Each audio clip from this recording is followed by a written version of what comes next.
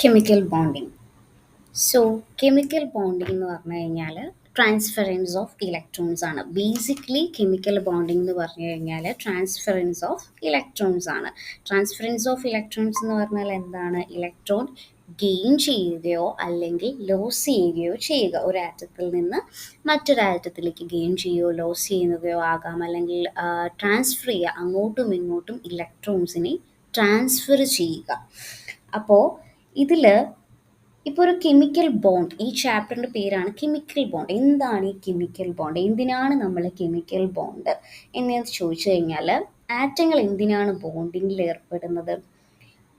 ആറ്റങ്ങൾക്ക് ഒറ്റയ്ക്ക് നിൽക്കാനായിട്ട് പേടിയാണ്. പേടിയെന്ന് പറയുമ്പോൾ ഒറ്റയ്ക്ക് നിൽക്കുമ്പോൾ അവരെന്താ, ഭൂരിഭാഗം ആറ്റങ്ങളും അൺസ്റ്റേബിൾ ആണ്. സ്റ്റേബിൾ ആയിട്ടുള്ള ആറ്റങ്ങൾ ഉണ്ട്, പക്ഷേ അൺസ്റ്റേബിൾ ആയിട്ടുള്ള ആറ്റങ്ങൾ, ഇപ്പം സ്റ്റേബിൾ ആയിട്ടുള്ള ആറ്റം എന്ന് പറഞ്ഞാൽ ഹീലിയം എന്ന് പറയുന്ന, അവർ ഒറ്റയ്ക്ക് നിന്ന് കഴിഞ്ഞാൽ എന്താണ്, ആ ഒരു ആറ്റം സ്റ്റേബിൾ ആണ്. പക്ഷേ എല്ലാ ആറ്റങ്ങളും അങ്ങനെയല്ല. അപ്പം അങ്ങനെ വരുമ്പോഴത്തേക്കും അവർക്ക് സ്റ്റേബിൾ ആകണമെന്നുണ്ടെങ്കിൽ അവർക്ക് മറ്റൊരാറ്റായിട്ട് എന്ത് ചെയ്യണം, ഒരു റിലേഷൻഷിപ്പ് ഫോം ചെയ്യണം. അവർക്ക് ഇപ്പം നമുക്ക് ഒറ്റയ്ക്ക് നിൽക്കുന്നതിനേക്കാളും ഒരു കൂട്ടമായി നിൽക്കുമ്പോൾ എന്താണ്, കുറച്ചുകൂടി ഒരു പവർഫുള്ളാണ്, ഒരു സ്റ്റേബിളാണ്.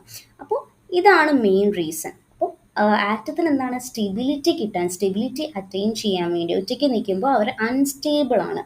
ആ ബോണ്ട് അപ്പോൾ ഒരു അൺസ്റ്റേബിൾ ആകുമ്പോഴത്തേക്കും ഒരു ബോണ്ട് ഫോം ചെയ്ത് സ്റ്റേബിൾ ആകാൻ അവരെന്ത് ചെയ്യും, ശ്രമിക്കും. സ്റ്റെബിലിറ്റി കിട്ടുക എന്ന് പറഞ്ഞാൽ എന്താണ്, ഒരു ആറ്റത്തിൻ്റെ സ്റ്റെബിലിറ്റി എന്ന് പറയുന്നത് ആറ്റത്തിൻ്റെ ബാലൻസ് ഷെല്ലിൽ എത്ര ഇലക്ട്രോൺസ് വേണം, ഒക്ടറ്റ് കംപ്ലീറ്റ് ആവണം. ഒക്ടറ്റ് കംപ്ലീറ്റ് ആകണമെന്നുണ്ടെങ്കിൽ 8 ഇലക്ട്രോൺസ് ബാലൻസ് ഷെല്ലിൽ വേണം. അപ്പോൾ 8 ഇലക്ട്രോൺസ് കിട്ടുമ്പോഴാണ് എന്ത് ചെയ്യുന്നത്, ആറ്റം സ്റ്റേബിൾ ആകുന്നത്. അപ്പോൾ ആ സ്റ്റേബിൾ ആകുന്നതിന് വേണ്ടിയിട്ട് അവരുടെ ഇലക്ട്രോണിക് കോൺഫിഗറേഷൻ, ഇപ്പം നോബിൾ ഗ്യാസ് ഒക്കെ എടുത്തു കഴിഞ്ഞാൽ എല്ലാ നോബിൾ ഗ്യാസിൻ്റെയും ഇലക്ട്രോണിക് കോൺഫിഗറേഷൻ എന്തായിരിക്കും, സ്റ്റേബിളാണ്. എല്ലാവരും ആ ഒക്ടറ്റ് കംപ്ലീറ്റ് ആക്കി നിൽക്കുന്നവരാണ് നോബിൾ ഗ്യാസുകാർ എല്ലാവരും. അപ്പോൾ അതുപോലെ നോബിൾ ഗ്യാസിൻ്റെ പോലത്തെ ഒരു സ്റ്റെബിലിറ്റി, ഒരു ഇലക്ട്രോണിക് കോൺഫിഗറേഷൻ എന്ത് ചെയ്യും, ഇലക്ട്രോണിക് കോൺഫിഗറേഷൻ സെയിം ആകുമ്പോഴാണ് അങ്ങനെ ഒരു ആറ്റത്തിന് സ്റ്റെബിലിറ്റി കിട്ടുക. നോബിൾ ഗ്യാസിൻ്റെ പോലെ തന്നെ ആ ഒക്ടറ്റ് കംപ്ലീറ്റ് ആയി ആ ഒരു ആറ്റത്തിന് എന്ത് കിട്ടും, കുറച്ചുകൂടി അവരുടെ ഇലക്ട്രോൺസ്, അവരുടെ ബാലൻസ് ഷെല്ലിലുള്ള ഇലക്ട്രോൺസ്, അവരുടെ ആ ഒരു ഒക്ടറ്റ് എപ്പോഴാണോ 8 ഇലക്ട്രോൺസ് കംപ്ലീറ്റ് ആക്കി ഒരു ആറ്റം നിൽക്കുമ്പോഴാണ് അവർ സ്റ്റേബിൾ ആകുന്നത്. അപ്പോൾ അങ്ങനെ നോബിൾ ഗ്യാസിനെ പോലെ ഇലക്ട്രോണിക് കോൺഫിഗറേഷൻ കിട്ടുമ്പോഴാണ് ഒരു ആറ്റത്തിന് സ്റ്റെബിലിറ്റി കിട്ടുക. അതാണ് എന്ത്, അതിന് വേണ്ടിയിട്ടാണ് അവർ എന്ത് ചെയ്യുന്നത്, കെമിക്കൽ ബോണ്ട് ഫോം ചെയ്യുന്നത്. അപ്പം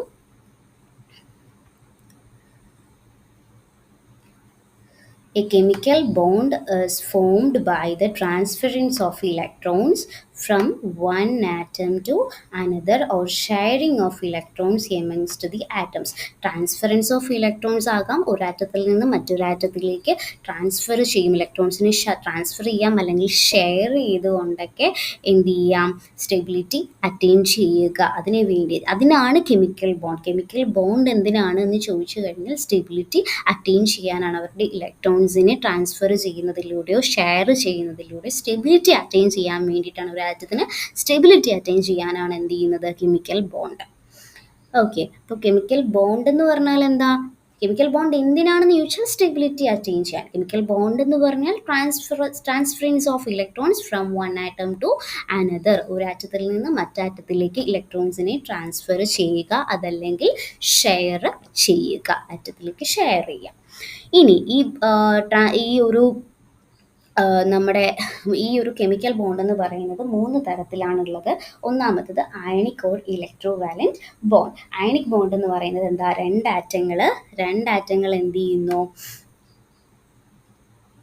രണ്ടാറ്റങ്ങൾ, ഒരാൾ ആനയോൺ ആയിരിക്കട്ടെ, ഒരാൾ കാറ്റയോൺ ആയിരിക്കട്ടെ. അപ്പം ഈ രണ്ടാറ്റം എന്ത് ചെയ്യും, ഒരു ആറ്റം എന്ത് ചെയ്യും, ഇലക്ട്രോണിനെ നഷ്ടപ്പെടുത്തുകയും മറ്റേ ആറ്റം ഇലക്ട്രോണിനെ സ്വീകരിക്കുകയും ചെയ്താൽ ഉണ്ടാകുന്ന ബോണ്ടിനെയാണ് അയണിക് ബോണ്ട് എന്ന് പറയുന്നത്.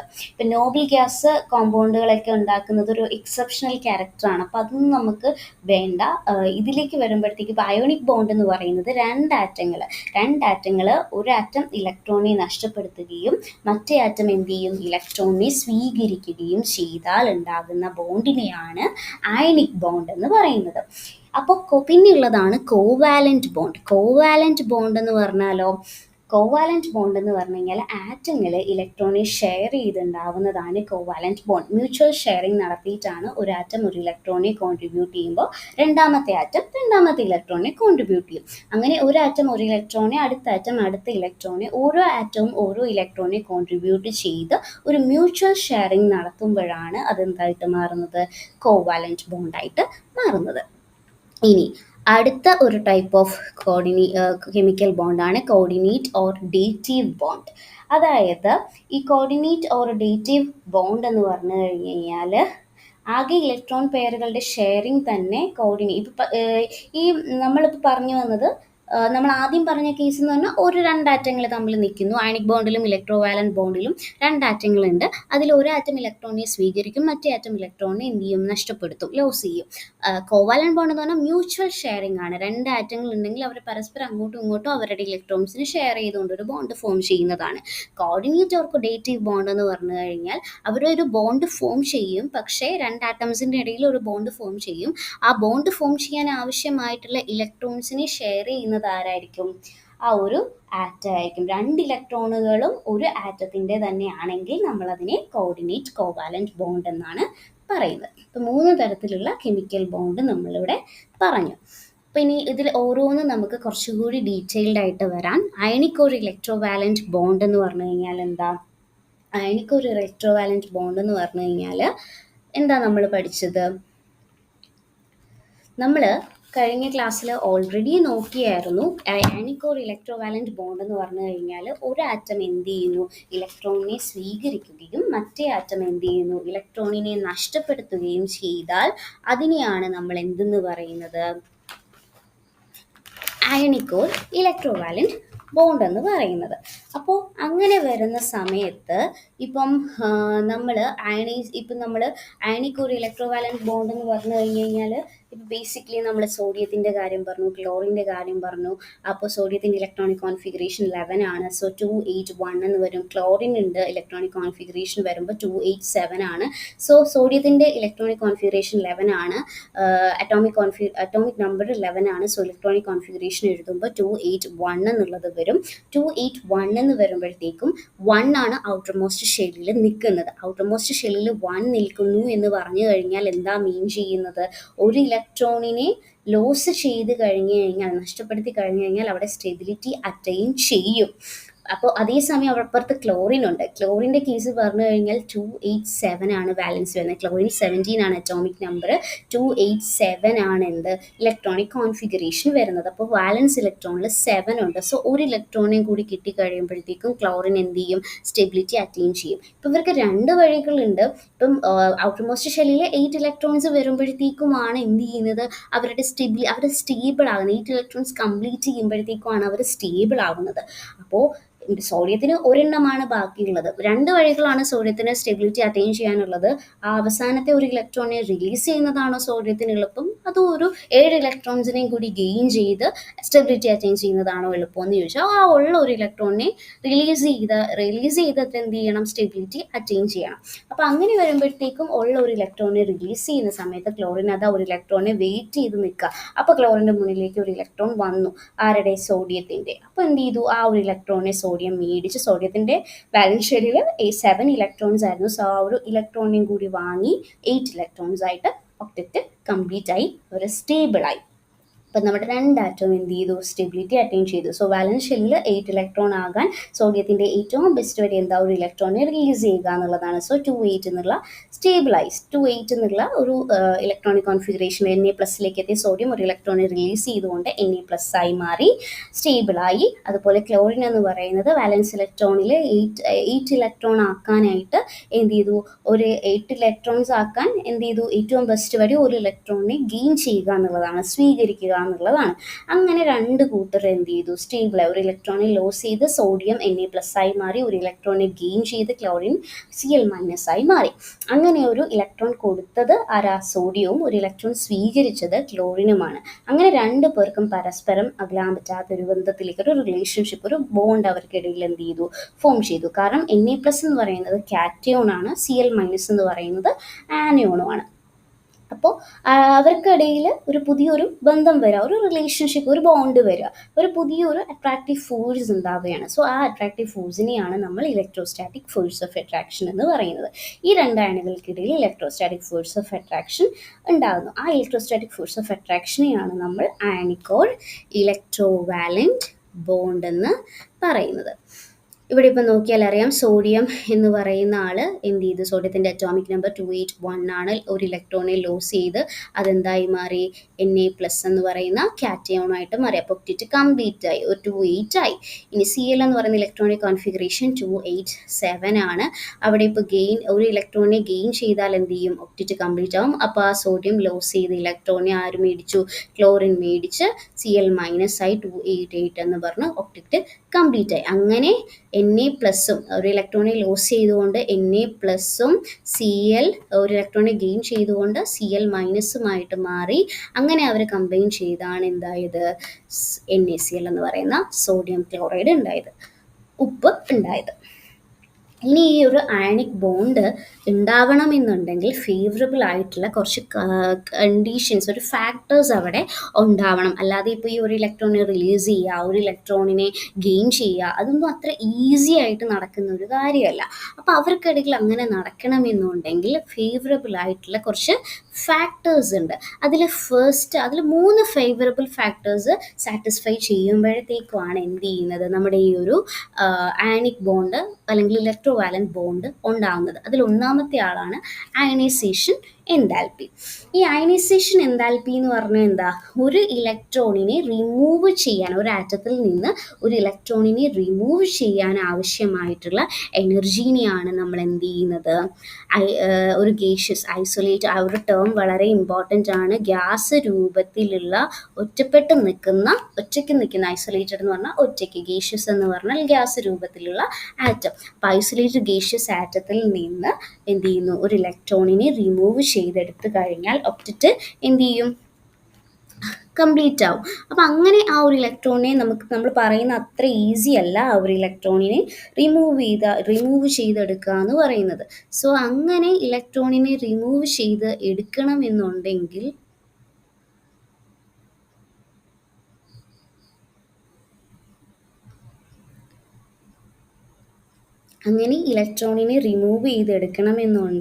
അവിടെ എന്ത് നടക്കില്ല,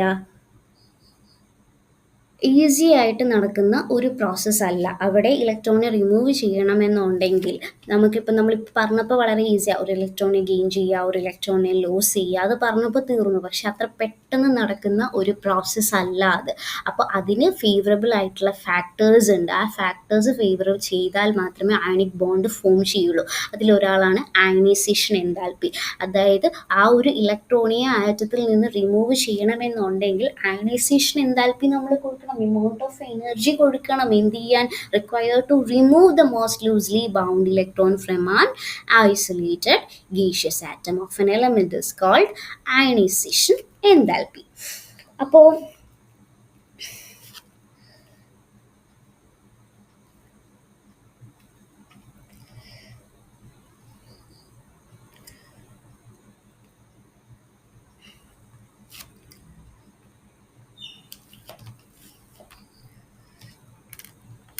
ഇവിടെ നമ്മൾ നോക്കിക്കഴിഞ്ഞാൽ നമുക്ക് മനസ്സിലാവും, ഇവിടെ നമ്മൾ എന്താ ചെയ്യുന്നത്. ഇപ്പോൾ നമ്മളിപ്പോൾ ഒരു ക്ലോറിൻ എടുത്തു, സോഡിയം എന്ന് പറയുന്ന ഒരു ആറ്റം എടുത്തു. സോഡിയം എന്ന് പറയുന്ന ഒരു ആറ്റത്തിന് ആദ്യത്തെ സബ്ഷെല്ലിൽ 2 ഇലക്ട്രോൺസ് ആണുള്ളത്, രണ്ടാമത്തെ സബ്ഷെല്ലിൽ 8 ഇലക്ട്രോൺസ് ആണുള്ളത്. സോഡിയത്തിൻ്റെ അറ്റോമിക് നമ്പർ 11 ആണ്. അപ്പോൾ ഇനി ഒരാളെയും കൂടി വേണം. അപ്പോൾ അതെന്ത് ചെയ്തു, അതെവിടെയാണ് പോയത്, 3rd സബ്ഷെല്ലിലേക്കാണ് പോയത്. അപ്പോൾ ഇവിടെ നമ്മൾ നോക്കിക്കഴിഞ്ഞാൽ നമുക്ക് മനസ്സിലാകും, ന്യൂക്ലിയസുമായിട്ട് അത്രയും ഫോഴ്സ് ഓഫ് അട്രാക്ഷനിൽ നിൽക്കുന്ന ഫസ്റ്റ് ഷെല്ലിലുള്ള ഇലക്ട്രോൺസിനെയോ അല്ലെങ്കിൽ സെക്കൻഡ് ഷെല്ലിലുള്ള ഇലക്ട്രോൺസിനെയോ റിമൂവ് ചെയ്യുന്നതിനേക്കാൾ നമുക്ക് എളുപ്പം എന്താണ്, ഈ ലാസ്റ്റ് നിൽക്കുന്ന ഈ ഇലക്ട്രോണിനെ എന്ത് ചെയ്യാൻ, റിമൂവ് ചെയ്ത് കളയാനാണ് നമുക്ക് എളുപ്പം. കാരണം ഒക്ടറ്റ് കംപ്ലീറ്റ് ആയി സ്റ്റേബിൾ ആയിട്ട് ഇരിക്കും ഈ ഒരു ഇലക്ട്രോണിനെ നമുക്ക് റിമൂവ് ചെയ്ത് കഴിഞ്ഞാൽ. അപ്പോൾ നമുക്ക് ലാസ്റ്റ് ഷെല്ലിലുള്ള ഇലക്ട്രോണിനെ റിമൂവ് ചെയ്യാൻ നമുക്ക് എന്ത് ചെയ്താൽ മതി, കുറച്ച് എനർജി കൊടുത്താൽ മതി. കാരണം അവർക്ക് ന്യൂക്ലിയസുമായിട്ടൊന്നും അത്രയും ഇതിലല്ല ഇരിക്കുന്നത്, ഇവിടെയൊക്കെ നിറച്ച് ഇലക്ട്രോൺസ് ഉണ്ട്. അപ്പം ഈ ഒരു ഇലക്ട്രോണിനെ പുറത്തേക്ക് റിമൂവ് ചെയ്ത് കളയുകയാണെങ്കിൽ തന്നെ അവിടെ ഒക്ടറ്റ് കംപ്ലീറ്റ് ആയി അവരെന്ത് ചെയ്യും, അവർ സ്റ്റെബിലിറ്റി അറ്റൈൻ ചെയ്യും. സോ അതുകൊണ്ട് തന്നെ നമുക്ക് എന്ത് ചെയ്യും, അവർ ഈസി ആയിട്ട് പുറത്തേക്ക് ലാസ്റ്റ് ഷെല്ലിലുള്ള ഇലക്ട്രോണിനെ റിമൂവ് ചെയ്യാനാണ്, കുറച്ച് എനർജി കൊടുത്ത് നമുക്ക് ലാസ്റ്റ് ഷെല്ലിലുള്ള ഇലക്ട്രോണിനെ റിമൂവ് ചെയ്തെടുക്കുന്നതാണ് എളുപ്പം. അപ്പം അങ്ങനെ ഒരു ഇലക്ട്രോണിനെ റിമൂവ് ചെയ്ത്, ഇങ്ങനെ ഇപ്പോൾ ലാസ്റ്റ് ഷെല്ലിലുള്ള ഇലക്ട്രോണിനെയാണ് നമുക്ക് റിമൂവ് ചെയ്യേണ്ടത് എന്നുണ്ടെങ്കിൽ കുറച്ച് എനർജി കൊടുത്താൽ മതി. അപ്പം ആ എനർജിയെ നമ്മൾ പറയുന്ന പേരാണ് ഫസ്റ്റ് അയണൈസേഷൻ എനർജി. ഇനി അതല്ല, എനിക്കിപ്പം ഇപ്പോൾ ഒക്ടറ്റ് കംപ്ലീറ്റ് ആണ്, അപ്പം നമ്മൾ നോക്കിക്കഴിഞ്ഞാൽ എയിൽ നിന്ന് സോഡിയം എന്ന് പറഞ്ഞ ഒരു ആറ്റത്തിൽ നിന്ന് ഒരു ഇലക്ട്രോൺ പോകുന്നു. അപ്പം അതെന്തായി മാറി, ആയി മാറി. അപ്പം ഇനിയും ഒരു ഇലക്ട്രോണിനെ കൂടി റിമൂവ് ചെയ്യണം. അപ്പം ഈ ഒരു ഇലക്ട്രോൺ പോയി കഴിഞ്ഞു കഴിഞ്ഞാൽ പിന്നെ ഇവിടെ ഈ ഒക്ടറ്റിലുള്ള ആൾക്കാരാണ് ഉള്ളത്. അവർ ഓൾറെഡി സ്റ്റെബിലിറ്റി അറ്റൈൻ ചെയ്ത് നിൽക്കുന്നവരാണ്. 8 ഇലക്ട്രോൺസ് കംപ്ലീറ്റ് ചെയ്ത് സ്റ്റെബിലിറ്റി അറ്റൈൻ ചെയ്ത് നിൽക്കുന്നവരാണ് പിന്നെ ഇവിടെ ഉള്ളത്. അപ്പോൾ അവരിൽ നിന്ന് എനിക്ക് ഈസി ആയിട്ട് എന്ത് ചെയ്യാൻ പറ്റില്ല, ഒരു ഇലക്ട്രോണിനെ എനിക്ക് റിമൂവ് ചെയ്ത് എടുക്കണം എന്നുണ്ടെങ്കിൽ അത്ര ഈസിലി സ്റ്റേബിൾ ആയിട്ടുള്ള ഒരു ആറ്റത്തിൽ നിന്ന് എനിക്ക് ഈസിലി എന്ത് ചെയ്യാൻ പറ്റില്ല, ഇലക്ട്രോണിനെ റിമൂവ് ചെയ്തെടുക്കാൻ സാധിക്കില്ല. കുറച്ച് കൂടുതൽ എനർജി കൊടുത്താൽ മാത്രമേ, നമ്മൾ ആദ്യം ഔട്ടർമോസ്റ്റ് ഷെല്ലിൽ ഈ ഒരു ഇലക്ട്രോണിനെ റിമൂവ് ചെയ്തെടുത്തതിനേക്കാളും റിമൂവ് ചെയ്യാൻ ആവശ്യമായിട്ടുള്ള എനർജി കൊടുത്തതിനേക്കാളും കൂടുതൽ എന്ത് ചെയ്യണം, ഇവിടെ നിന്ന് ഇപ്പം എനിക്ക് ഈ ഒരു ഇലക്ട്രോണിനെ എടുത്ത് കളയണമെങ്കിൽ കൊടുക്കേണ്ടി വരും. അപ്പോൾ കാരണം അവർ സ്റ്റെബിലിറ്റി അറ്റൈൻ ചെയ്ത് നിൽക്കുക, ഒക്ടറ്റ് കംപ്ലീറ്റ് ആക്കി. അപ്പോൾ ഒരു സ്റ്റേബിൾ ആയിട്ടുള്ള ഒരു ആറ്റം ആണ്. അപ്പോൾ ആ ഒരു സ്റ്റേബിൾ ആയിട്ടുള്ള ഒരു ആറ്റത്തിൽ നിന്ന് ഈസിലി ഇലക്ട്രോണിനെ റിമൂവ് ചെയ്യാൻ സാധിക്കില്ല, കുറച്ച് കൂടുതൽ എനർജി കൊടുക്കണം. ന്യൂട്രൽ ആറ്റത്തിൽ നിന്ന് ഇലക്ട്രോണിനെ റിമൂവ് ചെയ്തെടുക്കും. ഇപ്പോൾ ഇതൊരു ന്യൂട്രൽ ആറ്റം, ആ ന്യൂട്രൽ ആറ്റത്തിൽ നിന്ന് എനർജി കൊടുത്ത് നമ്മൾ എന്ത് ചെയ്തു, ഒരു ഇലക്ട്രോണിനെ റിമൂവ് ചെയ്തെടുക്കുമ്പോൾ അതൊരു പോസിറ്റീവ് ആയിട്ടുള്ള അയൺ ആയിട്ട് മാറി, ആയി മാറി. ആ പോസിറ്റീവ് അയണിൽ നിന്ന് ഇനിയും ഒരു ഇലക്ട്രോണിനെ റിമൂവ് ചെയ്യാൻ നമ്മൾ എന്ത് കൊടുക്കണം, സെക്കൻഡ് അയണൈസേഷൻ എൻതാൽപ്പി കൊടുക്കണം. അതിനേക്കാൾ കൂടുതൽ എനർജി കൊടുക്കണം. ഫസ്റ്റ് അയണൈസേഷൻ എൻതാൽപ്പി ആയിരുന്നു ഈ ഒരു ഇലക്ട്രോണിനെ റിമൂവ് ചെയ്യാൻ നമുക്ക് ആവശ്യം വന്നത്. അപ്പം അതല്ല, ഇനി എനിക്ക് Na+ അല്ല Na2+ ആക്കണം എന്നുണ്ടെങ്കിൽ എന്ത് ചെയ്യണം, ഈ ഒരു ഇലക്ട്രോണിനെ കൂടി അവിടെ നിന്ന് എനിക്ക് റിമൂവ് ചെയ്ത് Na2+ ആക്കണം. 2 ഇലക്ട്രോൺസിനെ എനിക്ക് റിമൂവ് ചെയ്യണം. അപ്പോൾ 2 ഇലക്ട്രോൺസിനെ എനിക്ക് റിമൂവ് ചെയ്യണമെന്നുണ്ടെങ്കിൽ ഞാൻ ഫസ്റ്റ് കൊടുത്തതിനേക്കാൾ കൂടുതൽ എനർജി കൊടുക്കണം. അതിൻ്റെ പേരാണ് സെക്കൻഡ് അയണൈസേഷൻ എൻതാൽപ്പി. ഇനി അതല്ല, ഇനിയും എനിക്കൊരു ഇലക്ട്രോണിനെ റിമൂവ് ചെയ്തെടുക്കണം എന്നുണ്ടെങ്കിൽ എന്ത് ചെയ്യണം, പിന്നെയും എനർജി എന്ത് ചെയ്യണം, കൊടുക്കണം. അപ്പോൾ അതിൻ്റെ പേരാണ് തേർഡ് അയണൈസേഷൻ എൻതാൽപ്പി. അപ്പോൾ എങ്ങനെ വരും, first ionisation enthalpy greater than second ionization enthalpy greater than third ionization enthalpy എന്ന് വരും. അപ്പോൾ ഈ രീതിയിലാണ് നമ്മൾ അയണൈസേഷൻ എൻതാൽപ്പി നോക്കേണ്ടത്. അപ്പം ഫസ്റ്റ് അയണൈസേഷൻ എൻതാൽപ്പി എന്തായിരിക്കും, കുറച്ച് കൊടുത്താൽ മതി അല്ലേ. ഫസ്റ്റ് അയണൈസേഷൻ എൻതാൽപ്പി എന്ന് പറയുന്നത് കുറച്ച് കൊടുത്താൽ മതി. അപ്പം പിന്നെ നമ്മൾ ഏറ്റവും കുറവായിരിക്കും എന്ത്, ഫസ്റ്റ് അയണൈസേഷൻ എൻതാൽപ്പി. കുറച്ച് ഒരു ഇലക്ട്രോണിനെ റിമൂവ് ചെയ്യണമെന്നുണ്ടെങ്കിൽ ഫസ്റ്റ് അയണൈസേഷൻ എൻതാൽപ്പിയാണ് കൊടുക്കേണ്ടത്. അതിൽ കൂടുതൽ ഇലക്ട്രോണിനെ റിമൂവ് ചെയ്യണമെന്നുണ്ടെങ്കിൽ നമുക്ക് എന്ത് ചെയ്താൽ പോരാ, കുറച്ചുകൂടെ എനർജി കൊടുക്കണം. ആദ്യം കൊടുത്ത എനർജി കൊടുത്താൽ പോരാ, അതിൽ നിന്ന് ഒരു ഇലക്ട്രോണിനെ കൂടി, പിന്നെയും ഓൾറെഡി സ്റ്റേബിൾ ആയിട്ടിരിക്കുന്ന ഒരു ആറ്റത്തിൽ നിന്ന് ഇനിയും ഒരു ഇലക്ട്രോണിനെ കൂടി റിമൂവ് ചെയ്യണമെങ്കിൽ കുറച്ചുകൂടി എനർജി കൊടുക്കണം. അതാണ് സെക്കൻഡ് അയണൈസേഷൻ എൻതാൽപ്പി. ഇനി വീണ്ടും എനർജി കൊടുക്കണമെന്നുണ്ടെങ്കിൽ എന്താണ്, അടുത്ത ഇലക്ട്രോണിനെ നമ്മൾ എന്ത് ചെയ്യണം, അടുത്ത ഇലക്ട്രോണിനെ കൂടി റിമൂവ് ചെയ്യിക്കണമെന്നുണ്ടെങ്കിൽ നമ്മൾ വീണ്ടും എനർജി കൊടുക്കണം. അതാണ് third ionisation enthalpy. Okay,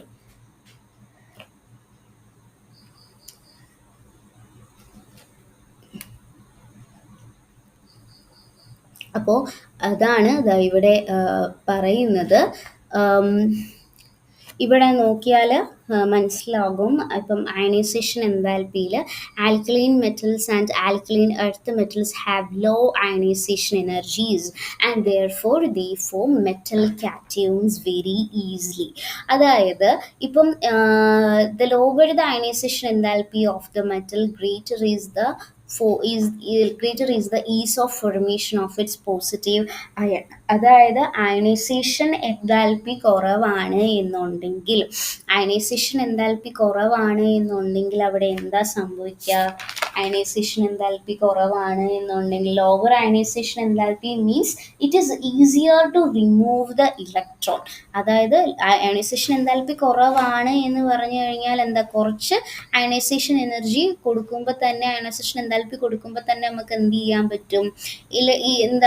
ഇലക്ട്രോണെ remove ചെയ്യാനായിട്ട് പറ്റും. അപ്പം അങ്ങനെ നമുക്ക് പറ്റുന്നുണ്ടെങ്കിൽ ഒരു പോസിറ്റീവ് അയൺ പെട്ടെന്ന് തന്നെ എന്ത് ചെയ്യാം? ഫോം ആകും. ഇപ്പം നമ്മൾ മനസ്സിലാക്കണം, അയണൈസേഷൻ എൻതാൽപ്പി എന്ന് പറഞ്ഞാൽ ഇലക്ട്രോണെ റിമൂവ് ചെയ്യാൻ കൊടുക്കുന്ന എനർജിയാണ്. അപ്പോൾ ഇലക്ട്രോണെ റിമൂവ് ചെയ്യുക എന്ന് പറഞ്ഞു കഴിഞ്ഞാൽ അത് പിന്നെ പ്ലസ് അല്ലേ, കാറ്റയൂൺസ് അല്ലേ, അതാണ് അവർ പോസിറ്റീവ് അയൺ ആകും എന്ന് പറഞ്ഞത്.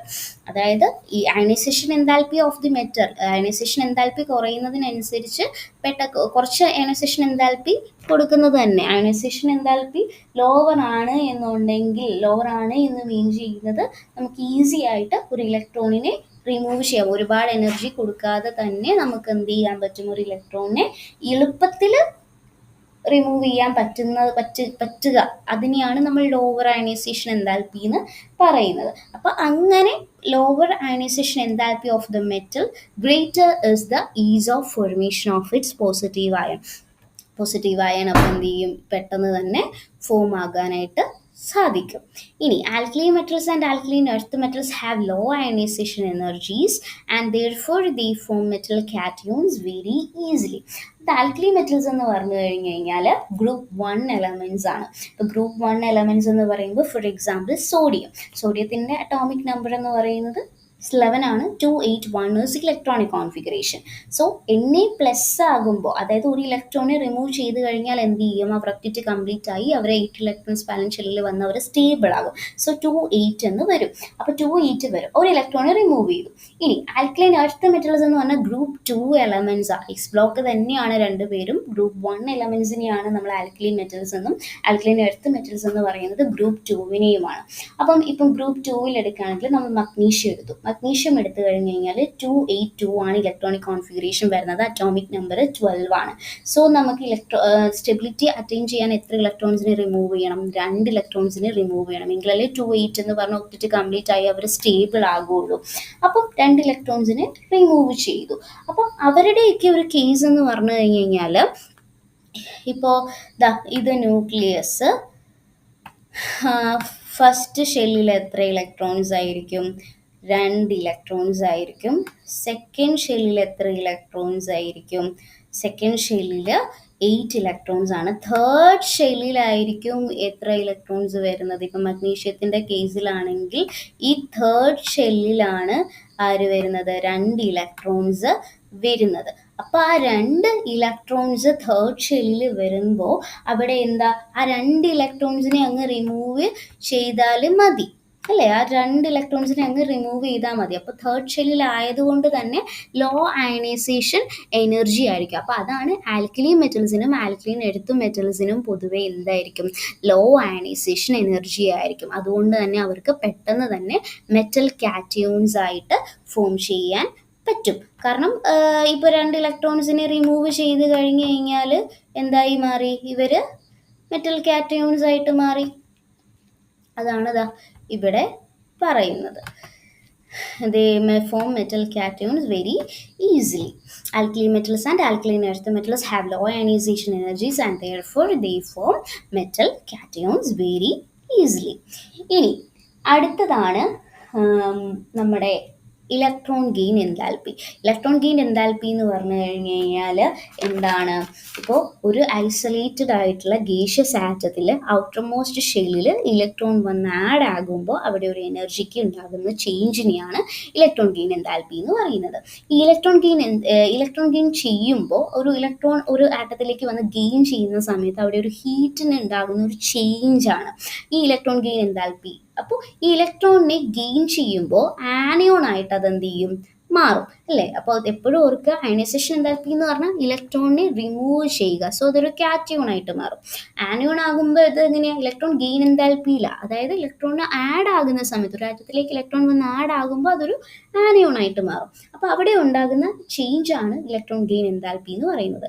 ഇലക്ട്രോൺ ഗെയിൻ എന്താൽപ്പിക്ക് രണ്ട് വാല്യൂ ആണ് ഉള്ളത്. ആ രണ്ട് വാല്യൂ ഏതാന്ന് വെച്ച് കഴിഞ്ഞാൽ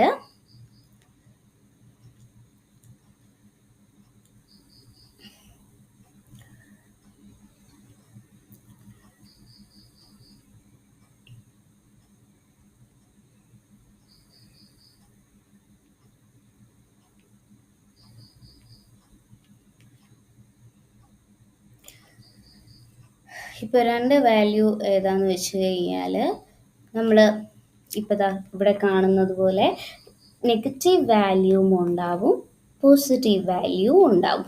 അതായത് ഒരു നമ്മൾ എന്താ പറയുക, ഒരു ആറ്റത്തിൽ ഉണ്ടാവുന്ന, ഇപ്പോൾ ഒരു ഐസൊലേറ്റഡ് ഗീഷ്യസ് ആറ്റത്തിൽ ഔട്ടർമോസ്റ്റ് ഷെല്ലിൽ ഇലക്ട്രോൺ വന്ന് ആഡാകുമ്പോൾ അവിടെ എന്തായിരിക്കും, ഒരു എനർജിക്ക് ഉണ്ടാകുന്ന ഒരു ചേഞ്ചിനെയാണ് ഇലക്ട്രോൺ ഗെയിൻ എന്താൽപ്പി എന്ന് പറയുന്നത്. അപ്പോൾ ആ ഇലക്ട്രോൺ ഗെയിൻ ചെയ്യുമ്പോൾ അവിടെ ഒരു ഹീറ്റിന് ഉണ്ടാകുന്ന ഒരു ചേഞ്ചാണ്. അപ്പോൾ ഈ ഇലക്ട്രോൺ ഗെയിൻ എന്താൽപ്പി ഇലക്ട്രോണിനെ ഗെയിൻ ചെയ്യുമ്പോൾ ആനിയോൺ ആയിട്ട് മാറും. അപ്പോൾ അവിടെ ഉണ്ടാകുന്ന ചേഞ്ചാണ് ഇലക്ട്രോൺ ഗെയിൻ എന്താൽപ്പി എന്ന് പറയുന്നത്. ഈ ഇലക്ട്രോൺ ഗെയിൻ എന്താൽപ്പിക്ക് രണ്ട് വാല്യൂ ഉണ്ട്, അതാണ് നെഗറ്റീവും പോസിറ്റീവും. ഇപ്പോൾ ഫോർ എക്സാമ്പിൾ നമ്മൾ എക്സാമ്പിൾ വെച്ച് പറയുകയാണെങ്കിൽ, ഇപ്പം ഞാൻ ഫ്ലൂറിൻ എടുത്തു. ഫ്ലൂറിൻ്റെ അറ്റോമിക് നമ്പർ 9 ആണ്. സോ ഫസ്റ്റ് സബ് ഷെല്ലിൽ 2 ഇലക്ട്രോൺസ്, ദെൻ സെക്കൻഡ് സബ് ഷെല്ലിൽ 7 ഇലക്ട്രോൺസ്.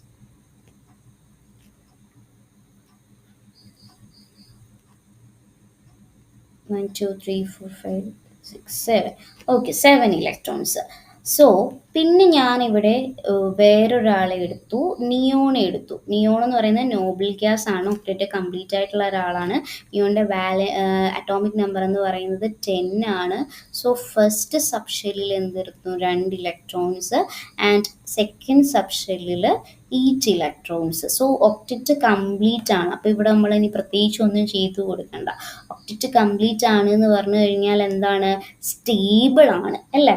അപ്പോൾ ഇവര് അൺസ്റ്റേബിൾ ആണ്, ഇവര് സ്റ്റേബിൾ ആണ്. നിയോൺ എന്ന് പറയുന്നത് സ്റ്റേബിൾ ആണ്. 8 ഇലക്ട്രോൺസ് ഇവിടെ കംപ്ലീറ്റ് ആണ്. ഓക്കെ, അപ്പം ഇവിടുത്തെ ഇലക്ട്രോണിക് കോൺഫിഗറേഷൻ വരുമ്പോൾ 2 7 ആണ്. ഇവിടുത്തെ ഇലക്ട്രോണിക് കോൺഫിഗറേഷൻ വരുമ്പോൾ 2 8 ആണ്. സോ ഞാൻ ചോദിക്കുകയാണ്, ഒരു സ്റ്റേബിൾ ആയിട്ടുള്ള ഒരു ആറ്റത്തിനായിരിക്കുമോ അൺസ്റ്റേബിൾ ആയിട്ടുള്ള ഒരു ആറ്റത്തിനായിരിക്കുമോ കൂടുതൽ എനർജി ഉണ്ടായിരിക്കുക? കൂടുതൽ എനർജി എന്ന് പറയുന്നത് ഹൈ എനർജി ആകുമ്പോഴത്തേക്കും അത് അൺസ്റ്റേബിൾ ആണ്. സോ ഫ്ലൂറിന് ഹൈ എനർജിയാണ്, എനർജി എന്ന് പറയുന്നത് ഹൈ ആണ്, അതുകൊണ്ട് തന്നെ അത് അൺസ്റ്റേബിൾ ആണ്. നിയോണിൻ്റെ കേസിലേക്ക് വരുമ്പോഴത്തേക്കും നിയോണിന് എന്താണ്, എനർജി കുറവാണ്. അതുകൊണ്ട് തന്നെ എനർജി സ്റ്റേബിലിറ്റി അറ്റൈൻ ചെയ്യാന്ന് പറഞ്ഞാൽ എനർജി കുറവായിരിക്കും. ഓക്കെ, ലോ എനർജി ആയിരിക്കും. അപ്പോൾ ഔട്ടർമോസ്റ്റ് ഷെല്ലിൽ ഇലക്ട്രോണിനെ ആഡ് ചെയ്യണം, ആർക്ക്, ഫ്ലൂറിന്. എങ്കിലല്ലേ ഒരു ഇലക്ട്രോണിനെ നമുക്ക് അവിടേക്ക് അറ്റൈൻ ചെയ്യാനായിട്ട്, അത് അവിടേക്ക് അക്യുമുലേറ്റ് ചെയ്യാനായിട്ട് പറ്റത്തുള്ളൂ. ഔട്ടർമോസ്റ്റ് ഷെല്ലിൽ ഇലക്ട്രോണിനെ ആഡ് ചെയ്യണം ഫ്ലൂറിന്, അപ്പോഴേ നമുക്ക് സ്റ്റെബിലിറ്റി അറ്റൈൻ ചെയ്യാൻ പറ്റത്തുള്ളൂ. അപ്പോൾ ഫ്ലൂറിന് ഇലക്ട്രോണിനെ കൊടുത്തു കഴിഞ്ഞാൽ ഇപ്പം എന്താകും, ഇലക്ട്രോണിക് കോൺഫിഗറേഷൻ 2 8 എന്നുള്ളതാവും.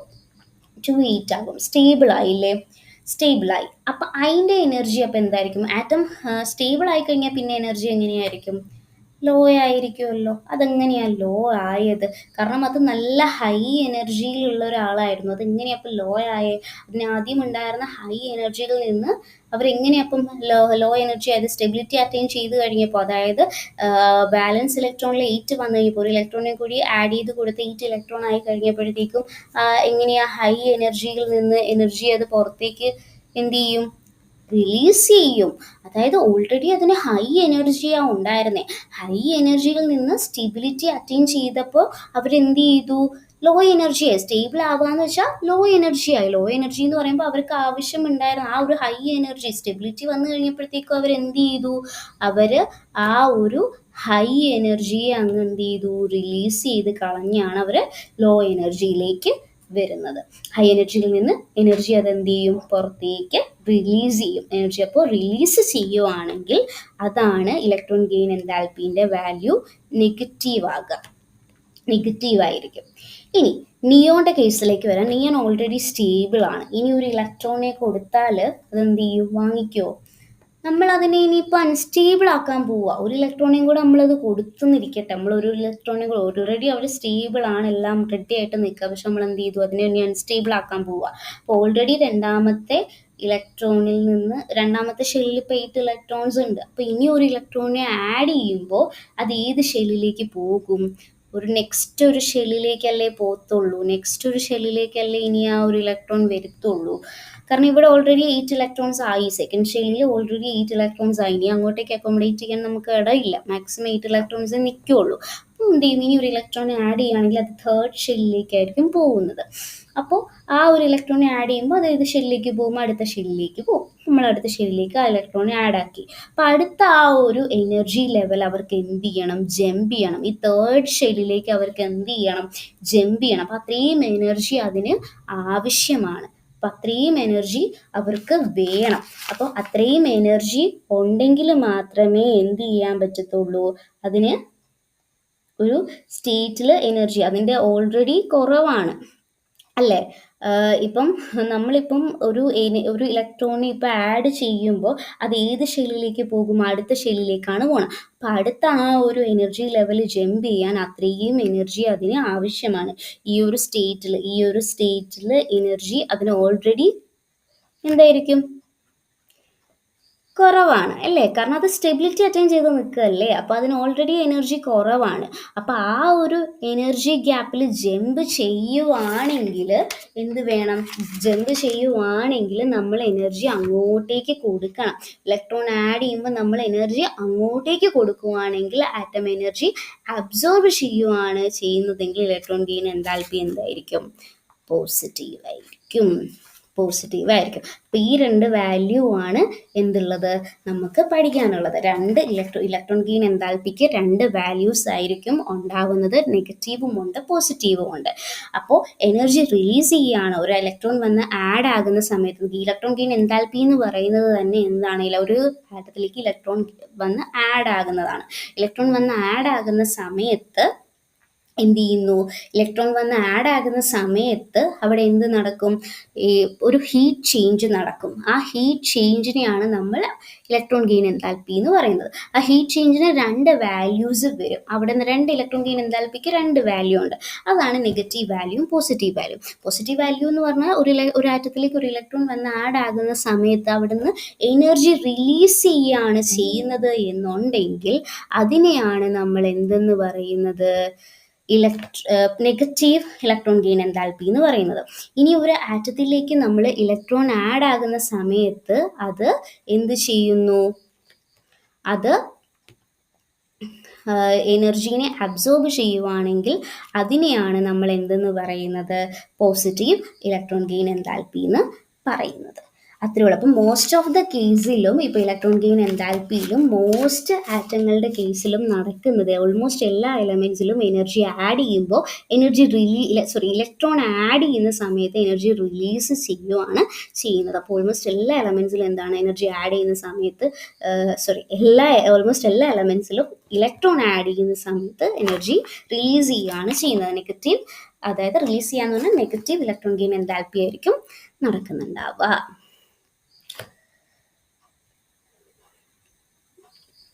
ഓക്കെ, അപ്പോൾ അതാണ് the amount of energy released when an electron is added to an isolated gaseous atom of an element is called electron gain enthalpy. The higher the electron gain enthalpy of the atom, generally a non-metal. അതായത് electron gain enthalpy എന്ന് പറഞ്ഞു കഴിഞ്ഞു കഴിഞ്ഞാൽ mainly higher എന്ന് പറഞ്ഞാൽ എന്താണ്, കൂടുതലും എന്തായിരിക്കും, കൂടുതലും നോൺ മെറ്റൽ ആയിരിക്കും. എൻതാൽപ്പി ഓഫ് ദി ആറ്റം എന്ന് പറയുന്നത് കൂടുതലും നോൺ മെറ്റൽ ആയിരിക്കും. Greater is the ease of formation, negative ion ആയിരിക്കും, ആനിയോൺ ആയിരിക്കും. അത് ഞാനിപ്പോൾ പറഞ്ഞ ഓൾമോസ്റ്റ് എല്ലാ എലമെൻസിലും എനർജി ഓൾമോസ്റ്റ് ഇപ്പം ഞാൻ പറഞ്ഞ പോലെ തന്നെ the higher the electron gain enthalpy of the atom generally non metal എന്ന് പറഞ്ഞാൽ അവരെന്തായിരിക്കും, ആനയോൺ ആയിരിക്കും, നെഗറ്റീവ് ചാർജ് ഉള്ളവരായിരിക്കും. അപ്പോൾ ഓൾമോസ്റ്റ് എല്ലാ എലമെൻസിലും ഇലക്ട്രോൺ ആഡ് ചെയ്യുന്ന സമയത്ത് എനർജി റിലീസ് ചെയ്യുകയാണ് ചെയ്യുന്നത്. So is of formation negative iron anion ആണ് ഉണ്ടാവുന്നത്. അതാണ് രണ്ടാമത്തെ ഫാക്ടേഴ്സ് ഫേവർ ചെയ്യുന്നത്. Okay, then next lattice enthalpy. Okay, lattice enthalpy. Lattice enthalpy ഇപ്പം ഞാനൊരു എക്സാമ്പിൾ വെച്ച് കാണിക്കാം. PDF നോക്കണ്ട, ഞാനിപ്പോൾ സ്ക്രീൻ ഷെയർ ചെയ്യാം, സ്ക്രീനിൽ നോക്കിയാൽ മതി.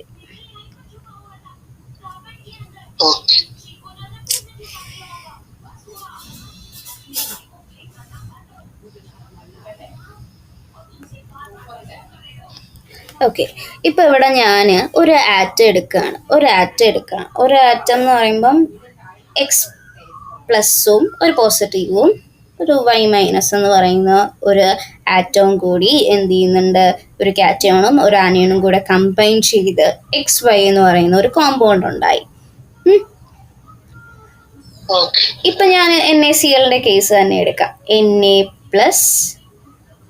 Plus Cl minus, Na plus Cl minus. അപ്പോൾ എന്താ അവിടെ ഇപ്പം അത് സ്ക്രീനിൽ കാണുന്നുണ്ടോ? എൻ്റെ ഫോണ് ഇതിൽ കാണുന്നുണ്ടോ? അതെൻ്റെ ഇതിൽ തന്നെയല്ലേ കാണുന്നത്? ഓക്കെ ഓക്കെ അപ്പം ഞാനിപ്പം XY എന്ന് പറയുന്ന ഒരു കോമ്പൗണ്ട് അത് കഴിഞ്ഞു. ഇപ്പം Na പ്ലസ് Cl മൈനസ്. ഇപ്പം NaCl എന്തോ എക്സ്പ്ലോറിലല്ലേ ഇപ്പം എൻ്റെ സ്ക്രീൻ കാണുന്നത്? ഞാൻ ചോദിച്ചേ. എക്സ്പ്ലോറിൽ കാണുന്നുണ്ടോ എന്ന് ചോദിച്ചതാ. ഓക്കെ, കാണുന്നുണ്ടല്ലോ അല്ലേ? ഇതിപ്പോൾ റെക്കോർഡ് ആവുന്നുണ്ട്.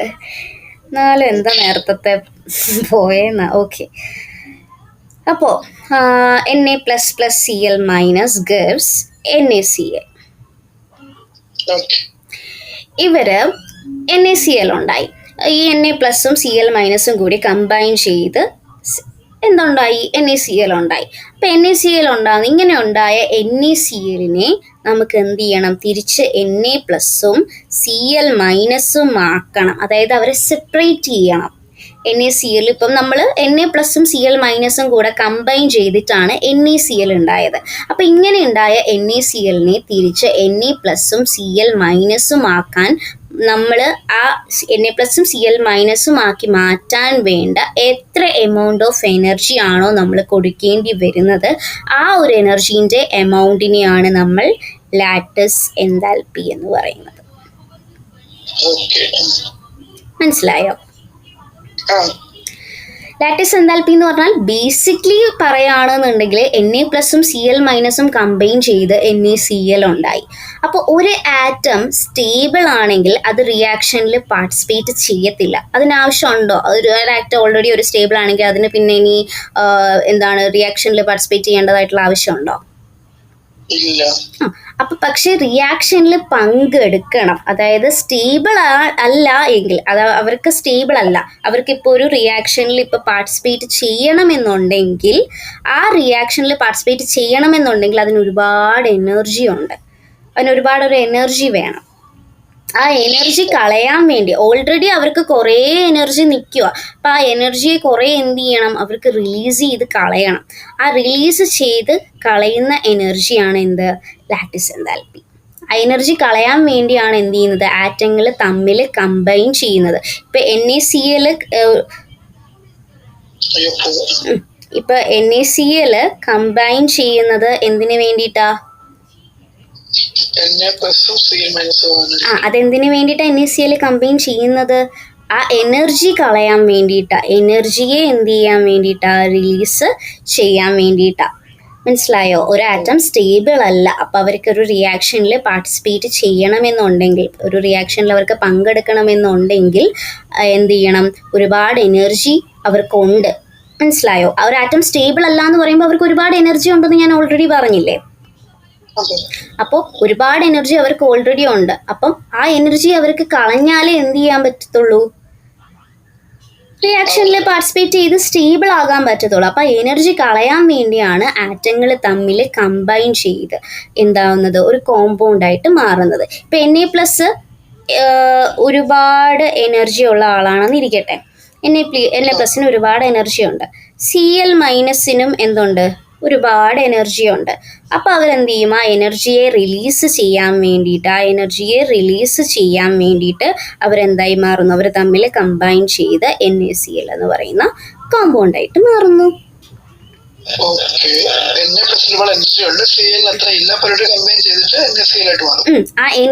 അല്ല, രണ്ടു പേർക്കും എനർജി ഉണ്ട്.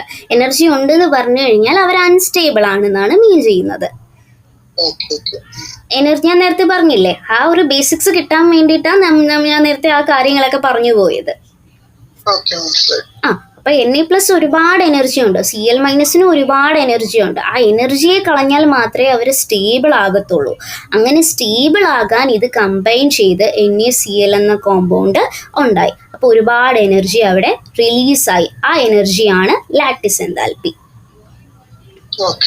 നേരെ നമുക്ക് തിരിച്ചും പറയാം. ഇപ്പം നമ്മൾ എപ്പോഴാണോ ഇതേ എനർജി ഇവർക്ക് ഇപ്പം NaCl കൊടുക്കുന്നത്, അതായത് ഇപ്പം ഈ NaCl സ്പ്ലിറ്റ് ആകാൻ, അതായത് Na+ഉം Cl- ആകാനായിട്ട് കൊടുക്കുന്ന ആ ഒരു സ്പ്ലിറ്റ് ആവാൻ വേണ്ടിയിട്ട് ഒരുപാട് എനർജി ഉണ്ട്. അതുകൊണ്ട് അവർ സ്റ്റേബിൾ അല്ല. എനർജി അപ്പം എന്ത് ചെയ്യണം? കളയണം. അപ്പം അവർ സ്റ്റേബിൾ ആകും. അപ്പം അങ്ങനെ എനർജി കളയാൻ അവരെന്ത് ചെയ്യും? Na+ഉം Cl- കമ്പൈൻ ചെയ്ത് ഒരു കോമ്പൗണ്ട് ഉണ്ടായി. അപ്പോൾ ഒരുപാട് എനർജി റിലീസ് ചെയ്യും. ആ എനർജി റിലീസ് ചെയ്യുന്നതാണ് എന്ത്? ആ എനർജീൻ്റെ അളവ്, ആ റിലീസാക്കുന്ന എനർജീൻ്റെ എമൗണ്ട് ആണ് ലാറ്റിസ് എൻതാൽപ്പി. നമ്മൾ എപ്പോഴാണോ എനർജി, അതായത് ഇപ്പം NaCl ഇപ്പോൾ എനർജി ഇപ്പോൾ കൊടുക്കുന്നത്, അപ്പം അതെന്താകും? അത് തിരിച്ച് Na+ഉം Cl- എന്ത് ചെയ്യും? സ്പ്ലിറ്റ് ആകും. ഇപ്പം ഇങ്ങനെയും നമുക്ക് പറയാം, 1 മോൾ NaCl എന്ത് ചെയ്യുന്നു? സ്പ്ലിറ്റ് ആകാൻ Na+ഉം Na+ ഗ്യാസും Cl- ഗ്യാസും ആകാൻ, സ്പ്ലിറ്റ് ആകാൻ വേണ്ടിയിട്ട് എനർജി റിലീസ് ചെയ്യുന്നുണ്ട്. ആ എനർജീനെയാണ് നമ്മൾ ലാറ്റിസ് എൻതാൽപ്പി എന്ന് പറയുന്നത്. ക്ലിയർ ആയോ?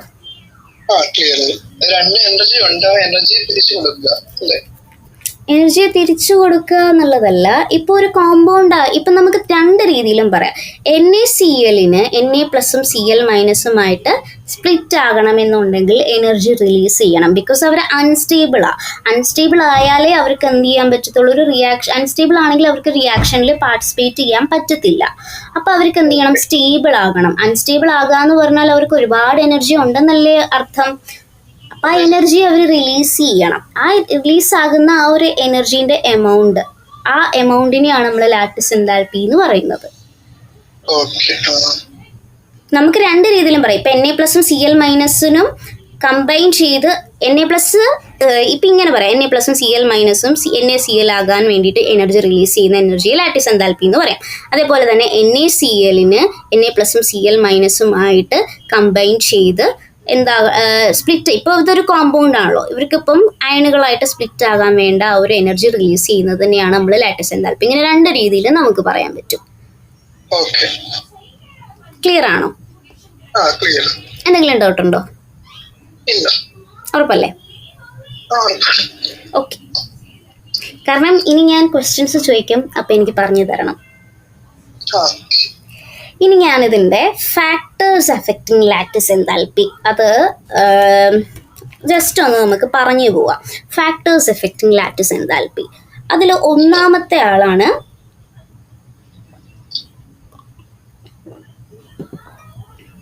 8:30 വരെ ക്ലാസ് ഉണ്ട്, കുഴപ്പമില്ലല്ലോ. 9-ന് നാനോയും കാണുമേ. അല്ലല്ല 8:30 വരെ ഇനോർഗാനിക്. ഞാൻ ഇന്നലെ പറഞ്ഞായിരുന്നല്ലോ 2 hours ഉണ്ടാവുമെന്ന്. അത് കഴിഞ്ഞിട്ട് നാനോ ഉണ്ടാവുമെന്ന്. നമ്മൾ ഇന്നലെയും കൂടി മിസ്സായ ഒരു ക്ലാസ്സാണ് ഇന്നത്തേക്കൂടെ എടുക്കുന്നത്. Okay. Factors affecting lattice enthalpy. അപ്പോൾ ചാർജ് ഓഫ് എൻ അയൺ, ഒന്നാമത്തതാണ് ചാർജ് ഓഫ് എൻ അയൺ. അയണുകളുടെ ചാർജ് കൂടുതലായാൽ, ഇപ്പം അയണുകൾ എന്ന് പറഞ്ഞാൽ ആരാ? കാറ്റയോണും ആനയോണുകളും. അതുപോലെ അയണുകളുടെ ചാർജ് കൂടുതലായി കഴിഞ്ഞു കഴിഞ്ഞാൽ അവർക്കിടയിലുള്ള ഇലക്ട്രോസ്റ്റാറ്റിക് ഫോഴ്സ് കൂടുതലായിരിക്കും. അപ്പോൾ അയണുകളുടെ ചാർജ് കൂടുതലായി കഴിഞ്ഞാൽ ഇലക്ട്രോസ്റ്റാറ്റിക് ഫോഴ്സ് കൂടുതലായിരിക്കും. അപ്പോൾ ലാറ്റിസ് എൻതാൽപ്പി കൂടുകയോ കുറയോ? അയണുകളുടെ ചാർജ് കൂടിക്കഴിഞ്ഞാൽ അയണുകളുടെ ചാർജ് എന്ന് പറഞ്ഞു കഴിഞ്ഞാൽ ഇപ്പൊ Cl മൈനസ് എന്ന് പറഞ്ഞു കഴിഞ്ഞാൽ അത് ഒരാളേ ഉള്ളൂ, ഒരാളെ ഗെയിൻ ചെയ്തിട്ടുള്ളൂ. O2 മൈനസ് എന്ന് പറഞ്ഞാൽ 2 പേരെ ഗെയിൻ ചെയ്തിട്ടുണ്ട്. ആർക്കാ ചാർജ് കൂടുതൽ? Cl മൈനസിന്റെ ചാർജ് എത്രയാ? മൈനസ് അല്ലേ? മൈനസ് എന്ന് പറഞ്ഞാൽ ഒരു ഇലക്ട്രോണിന്റെ കേസ് അല്ലേ ഉള്ളൂ. അപ്പൊ O2 മൈനസ് എന്ന് പറഞ്ഞാൽ അവിടെ 2 ഇലക്ട്രോൺ അല്ലേ, അതല്ലേ അവരുടെ ചാർജ്. അപ്പോ ചാർജ് ഓഫ് ആൻ അയൺ എന്ന് പറഞ്ഞാൽ അയണുകളുടെ ചാർജ് കൂടുതലായി. ഇപ്പൊ ഈ അയണിൽ ആർക്കാ ചാർജ് കൂടുതൽ? O2 മൈനസിനല്ലേ. അപ്പൊ O2 മൈനസിന്റെ ചാർജ്, ഇപ്പൊ ഇങ്ങനെ 2 അയണുകളെ ഇമാജിൻ ചെയ്യുക. അയണുകളുടെ ചാർജ് കൂടുതലായാൽ ഇലക്ട്രോസ്റ്റാറ്റിക് ഫോഴ്സ് കൂടുതലായിരിക്കും. കാരണം അയണുകളുടെ ചാർജ് കൂടുതലായി എന്ന് പറഞ്ഞു കഴിഞ്ഞാൽ അത്രയും ന്യൂക്ലിയസുമായിട്ട് എന്ത് ചെയ്യുക? ഇലക്ട്രോൺസ് അത്രയും ബന്ധത്തിൽ നിൽക്കുക, റിലേഷൻഷിപ്പിൽ നിൽക്കുക. ഫോഴ്സ് ഓഫ് അട്രാക്ഷൻ അവിടെ കൂടുതലാണ്. അപ്പൊ ലാറ്റിസ് എൻതാൽപ്പി കൂടുതലായിരിക്കോ കുറവായിരിക്കോ? കാരണം അവര് എന്താണ്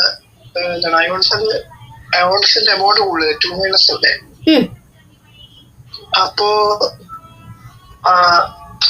ചാർജ് അവിടെ ഹയർ ആയിരിക്കും. സോ ലാറ്റിസ് അവിടെ കൂടുതലായിരിക്കും. അതായത് അവരെ അയണുകളാക്കി സ്പ്ലിറ്റ് ആകാൻ അത്രയും, അല്ലെങ്കിൽ അവരൊരു കോമ്പൗണ്ടുകൾ ആവണമെന്നുണ്ടെങ്കിൽ അത്രയും എനർജി അവിടെ റിലീസ് ചെയ്യണം അല്ലേ. അതുകൊണ്ടാണ് അവിടെ ലാറ്റിസ് എൻതാൽപ്പി കൂടുന്നത്. ഇനി ഞാനൊരു എക്സാമ്പിൾ ഒന്ന് കാണിക്കാം. ഇവിടെ ഇപ്പോൾ Mg2+ ഉണ്ട്, അതേപോലെ തന്നെ Mg2+ഉം O2 മൈനസും ഉണ്ട്, Na+ഉം Cl മൈനസും ഉണ്ട്. അപ്പോൾ ഇവരിൽ ആരാണ് സ്ട്രോങ്? അപ്പൊ Mg2+ഉം O2 മൈനസും തമ്മിലുള്ള അട്രാക്ഷൻ Na+ഉം Cl മൈനസിനേക്കാൾ സ്ട്രോങ് ആണ്. മനസ്സിലായോ? കോൺസെപ്റ്റ് ക്ലിയർ ആയോ ലാറ്റിസ് എൻതാൽപ്പിയുടെ? അപ്പൊ ഫാക്ടേഴ്സ് എഫക്റ്റിംഗ് ലാറ്റിസ് എൻതാൽപ്പിയുടെ ഫസ്റ്റ് പോയിന്റ് ആണ് ചാർജ് ഓഫ് അയൺ. അതെന്താണെന്ന് ക്ലിയർ ആയില്ലേ? ഓക്കെ. അപ്പൊ ചാർജ് കൂടിയാൽ ലാറ്റിസ് എൻതാൽപ്പിക്ക് എന്ത് സംഭവിക്കും? കൂടും. Then size of ions. അടുത്തതാണ് size of ions. Size of ions എന്ന് പറഞ്ഞാൽ ഇപ്പം ചെറിയ വലിപ്പമുള്ള, അതായത് സ്മോൾ ആയിട്ടുള്ള അയണുകൾക്കിടയിൽ ഇന്റർന്യൂക്ലിയർ ഡിസ്റ്റൻസ് കുറയും. ഇന്റർന്യൂക്ലിയർ ഡിസ്റ്റൻസ് എന്ന് പറഞ്ഞാൽ എന്താ? ഇപ്പൊ ഇതൊരു ആറ്റം, ഇത് വേറൊരു ആറ്റം. ഇവർക്ക് 2 പേർക്കും ന്യൂക്ലിയസ് ഉണ്ട്. ആ ന്യൂക്ലിയസുകൾ തമ്മിലുള്ള ആ ഒരു ഡിസ്റ്റൻസ്, അവരെ നമ്മൾ R എന്ന് വിളിക്കും, റേഡിയസ്. അപ്പോ ഈ ഒരു ന്യൂക്ലിയസുകൾ, അതായത് ഇപ്പൊ ചെറിയ അയണുകളാണെന്നുണ്ടെങ്കിൽ ചെറിയ വലിപ്പമുള്ള ആ ഒരു അയണുകൾക്കിടയിലുള്ള ഇന്റർന്യൂക്ലിയർ ഡിസ്റ്റൻസ് എന്തായിരിക്കും? കുറവായിരിക്കത്തില്ലേ? അപ്പൊ ഇലക്ട്രോസ്റ്റാറ്റിക് അട്രാക്ഷൻ എന്തായിരിക്കും? കൂടുതലല്ലേ? ചെറിയ ആറ്റാകുമ്പം ന്യൂക്ലിയസിന്റെ അട്രാക്ഷൻ ഭയങ്കര കൂടുതലല്ലേ? അപ്പൊ ലാറ്റിസ് എൻതാൽപ്പി എന്തായിരിക്കും? കൂടുതലായിരിക്കും. അത്രയേ ഉള്ളൂ. മനസ്സിലായോ? അപ്പൊ വലിയ അയണുകൾക്കിടയിലാണെങ്കിലോ?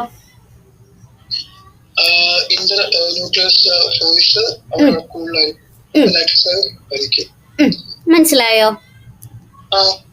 ഇതിലെന്തെങ്കിലും പ്രശ്നമുണ്ടോ? അത്രയേ ഉള്ളൂ. ടെക്സ്റ്റ് ബുക്കില് വലിയ കാര്യമൊന്നുമില്ല.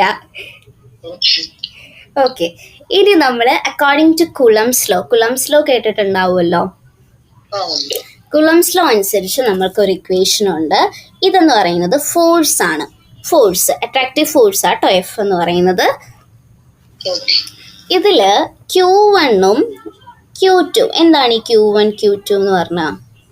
ചാർജ് അയണുകളുടെ ചാർജ് ആണ് Q1 ഉം Q2 ആയിട്ട് റെപ്രസെന്റ് ചെയ്യുന്നത്. പിന്നെ R² ആണ്. R² എന്ന് പറഞ്ഞാൽ എന്താ? റേഡിയസ്. എന്തിന്റെ റേഡിയസ്? അയണുകളുടെ ഇടയിലെ ഡിസ്റ്റൻസ്, അതായത് cation radius plus anion radius. Atoms അല്ല, അയണുകൾ. അതായത് ഇപ്പൊ Na+ എന്ന് പറയുന്ന കാറ്റയോണും Cl- എന്ന് പറയുന്ന ആനയോണും, അവർക്കിടയിലുള്ള ആ രണ്ട് അയണുകൾക്കിടയിലുള്ള ഡിസ്റ്റൻസിനെയാണ് നമ്മൾ R² എന്ന് പറയുന്നത്. ക്ലിയർ ആയോ? അപ്പൊ നമ്മൾ കുളംസ് ലോ അനുസരിച്ചിട്ടുള്ള ഫോഴ്സ് ഓഫ് അട്രാക്ഷനും പഠിച്ചു.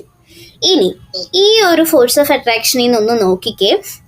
ഇവിടെ ഇപ്പം നമ്മൾക്ക് മനസ്സിലാക്കാൻ പറ്റുന്നത് ഈ റേഡിയസ് എന്ന് പറയുന്നത്, അതായത് force of attraction force of അട്രാക്ഷന് ഇൻവേഴ്സ്ലി പ്രൊപ്പോർഷണൽ ആണ് ആര്? റേഡിയസ്. ചാർജോ ഡയറക്ട്ലി പ്രൊപ്പോർഷണൽ. അതിപ്പോൾ നമ്മൾ ഓൾറെഡി പറഞ്ഞു, അയണുകളുടെ ചാർജ് കൂടിയാൽ ഇലക്ട്രോസ്റ്റാറ്റിക് ഫോഴ്സ് ഓഫ് അട്രാക്ഷൻ എന്തായിരിക്കും? കൂടുതലായിരിക്കും. അയണുകളുടെ ചാർജ് കുറഞ്ഞാൽ ഫോഴ്സ് ഓഫ് അട്രാക്ഷൻ കുറവായിരിക്കും.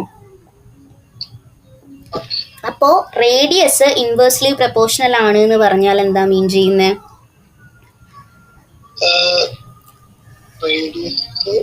അയണുകളുടെ ചാർജ് കുറവാണെങ്കിൽ ഫോഴ്സ് ഓഫ് അട്രാക്ഷൻ കൂടുതലായിരിക്കും. റേഡിയസ് എന്ന് പറഞ്ഞാൽ ഇപ്പോൾ ഫോർ എക്സാമ്പിൾ ഞാൻ പറയാം, Na+ ഞാൻ എടുത്തു. Na+ന്റെ റേഡിയസ് കുറവാണ്, Na+ന്റെ റേഡിയസ് ചെറുതാ. വേറൊരാളെടുത്തു Cs+, സീഷ്യത്തിനെ എടുത്തു. സീഷ്യത്തിന്റെ റേഡിയസ് വലുതാ.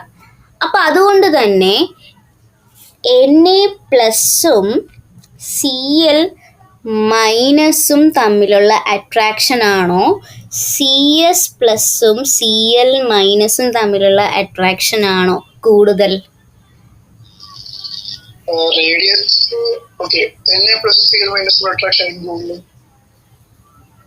ആണ്. അതുകൊണ്ട് Na+ഉം Cl- തമ്മിലുള്ള അട്രാക്ഷൻ Cs+Cl- കൂടുതലായിരിക്കും. അതുകൊണ്ട് NaClന്റെ ലാറ്റിസ് എൻതാൽപ്പി ആരേക്കാൾ കൂടുതലായിരിക്കും?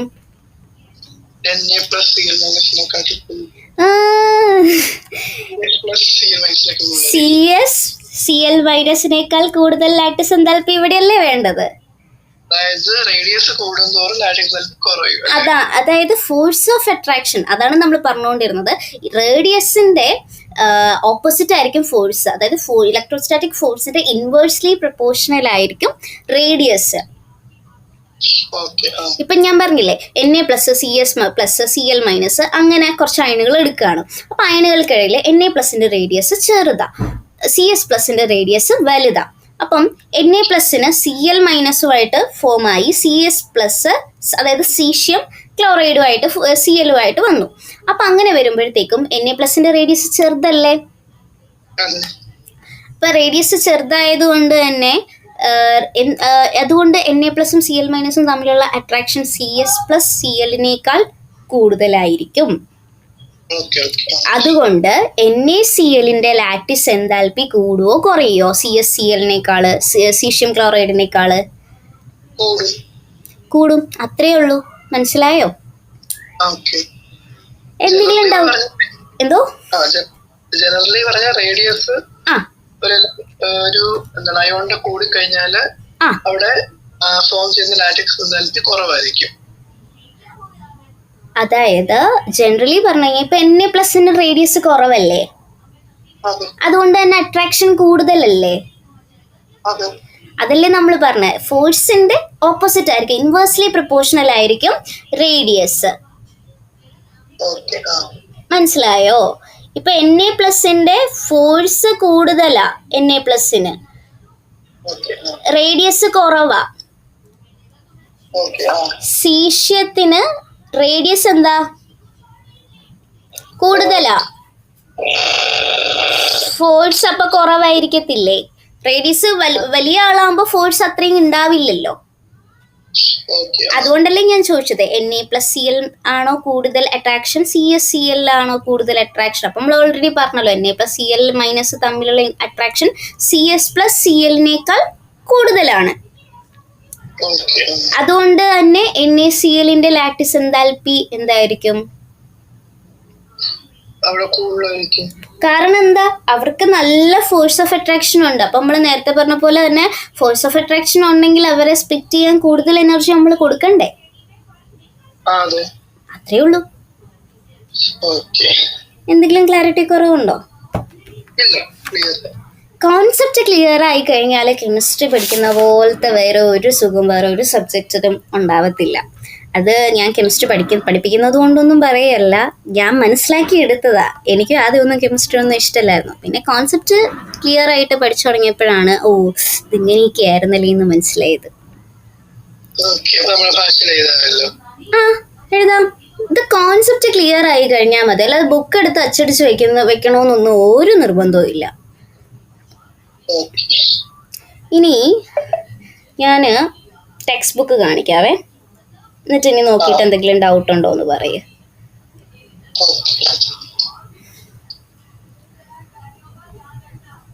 ഒന്ന് വേഗം വായിച്ചു നോക്കിക്കേ, എന്തെങ്കിലും ഡൗട്ട് ഉണ്ടോന്ന്.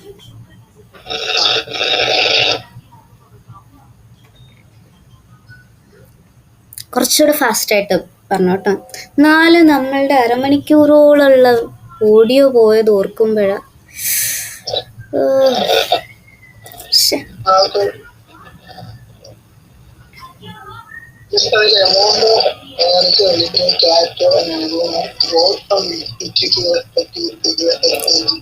എവിടെയാ? First, the amount of energy released when cations and anions are brought from infinity to their respective equilibrium sites in the crystal lattice to form 1 mole of an ionic compound is called lattice enthalpy. അതായത് ഒരു mole of lattice എന്തൽ, അത് ഒരു mole of ionic compound. Ionic compound എന്ന് പറയുന്നത് ഇപ്പൊ NaCl നമ്മളിപ്പോൾ എടുത്തോ, ഒരു കോമ്പൗണ്ട് അല്ലേ? അപ്പൊ NaCl, ഒരു മോൾ NaCl എന്ത് ചെയ്തു? Na+ഉം Cl- റിലീസ് ചെയ്യാൻ, അതായത് കാറ്റയോണും ആനയോണുമായിട്ട് ആവാനുള്ള റിലീസായ ആ ഒരു എനർജീന്റെ എമൗണ്ട്, അത്രയേ ഉള്ളൂ ലാറ്റിസ് എൻതാൽപ്പി. അവര് കുറച്ചുകൂടി ഒരു ഇതിൽ തന്നേ ഉള്ളൂ.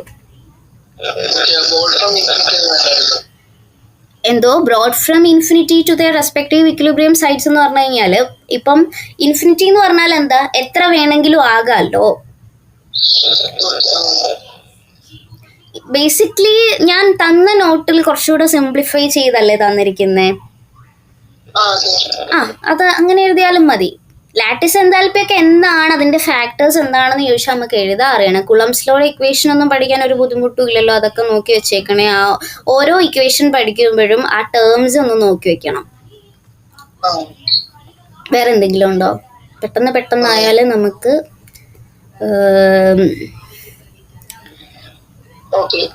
ക്ലിയർ ആണ്. ഓക്കെ, ഇനിയിപ്പോ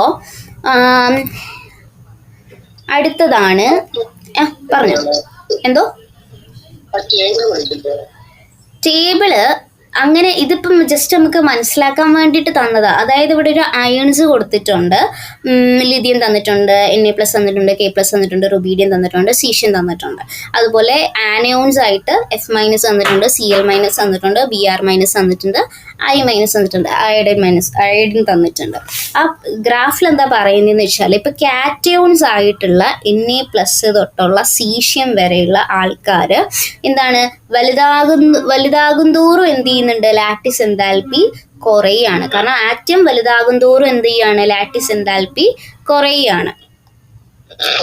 കാണുന്നില്ലേ? Na+ന്റെ ലാറ്റിസ് എൻതാൽപ്പി ആണോ സീഷ്യത്തിന്റെ ലാറ്റിസ് എൻതാൽപ്പി? കുറവല്ലേ? അപ്പം ആ ലാറ്റിസ് എൻതാൽപ്പിയുടെ ഒരു വേരിയേഷൻ ആണ് കാണിക്കുന്നത്.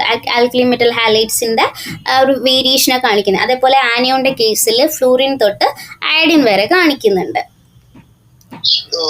അപ്പൊ ആ ഇപ്പം ഫ്ലൂറിൻ തൊട്ട് അയഡിൻ വരെ എന്ന് പറഞ്ഞാൽ അത് ഡൗൺ ദ ഗ്രൂപ്പാ.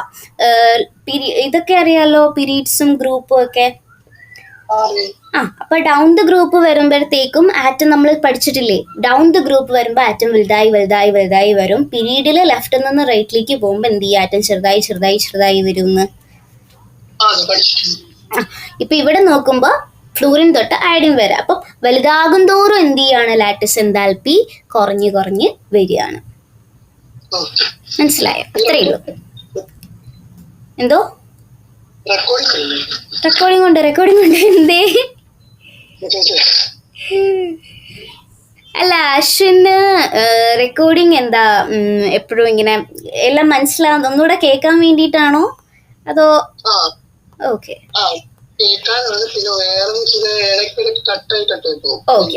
ഓക്കെ എന്നെയും കൂടെ പേടിപ്പിച്ചു. ഞാൻ ആലോചിക്കും എന്ത് ഈ റെക്കോർഡിങ്, ഞാൻ റെക്കോർഡിംഗ് ഒക്കെ ഓണാക്കിയിട്ടാണ് സംസാരിക്കാൻ തുടങ്ങിയത്. പക്ഷെ അയ്യോ എന്ത് പറ്റിയെന്തോ. എന്ത് ചെയ്യും അശ്വിൻ? അപ്പൊ അത്രയും പാർട്ടിനപ്പം എന്താ ചെയ്യാം?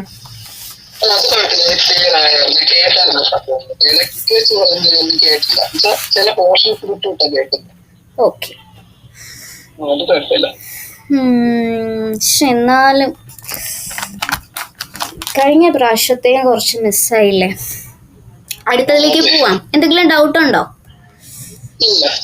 ബോൺലാൻഡ് ഇക്വേഷൻ ഇതിനു മുമ്പ് പഠിച്ചിട്ടുണ്ടോ? +2 നമ്മൾ പഠിച്ചിട്ടുണ്ടാവുമല്ലോ. ബോർഡ് സ്ക്രീനിൽ തെളിയുന്നുണ്ടോ? ഇല്ല, ഉറപ്പല്ലേ? PDF കാണിക്കുന്നുണ്ടായിരിക്കും. ഇപ്പൊ കാണുന്നില്ലല്ലോ അല്ലേ? ഓക്കെ, എന്നാൽ ഞാൻ ബോൺലാൻഡ് ഇക്വേഷൻ ഇങ്ങനെ തന്നെ അങ്ങ് പറഞ്ഞു പോവാം. അതാകുമ്പോൾ ഇതിൽ കാണുമ്പോൾ മനസ്സിലാവുമല്ലോ. ഈ ബോൺലാൻഡ് ഇക്വേഷൻ എന്ന് പറഞ്ഞു കഴിഞ്ഞാല് ഇപ്പം ഇപ്പം നമ്മൾ കൊടുത്തിരിക്കുന്നത് പോലെ തന്നെ, അതായത് ഇപ്പൊ ഇതിൽ എന്താ കൊടുത്തിരിക്കുന്നത്, ഇതിൽ എന്താ ഇപ്പൊ നമുക്ക് കാണാൻ പറ്റുന്നേ?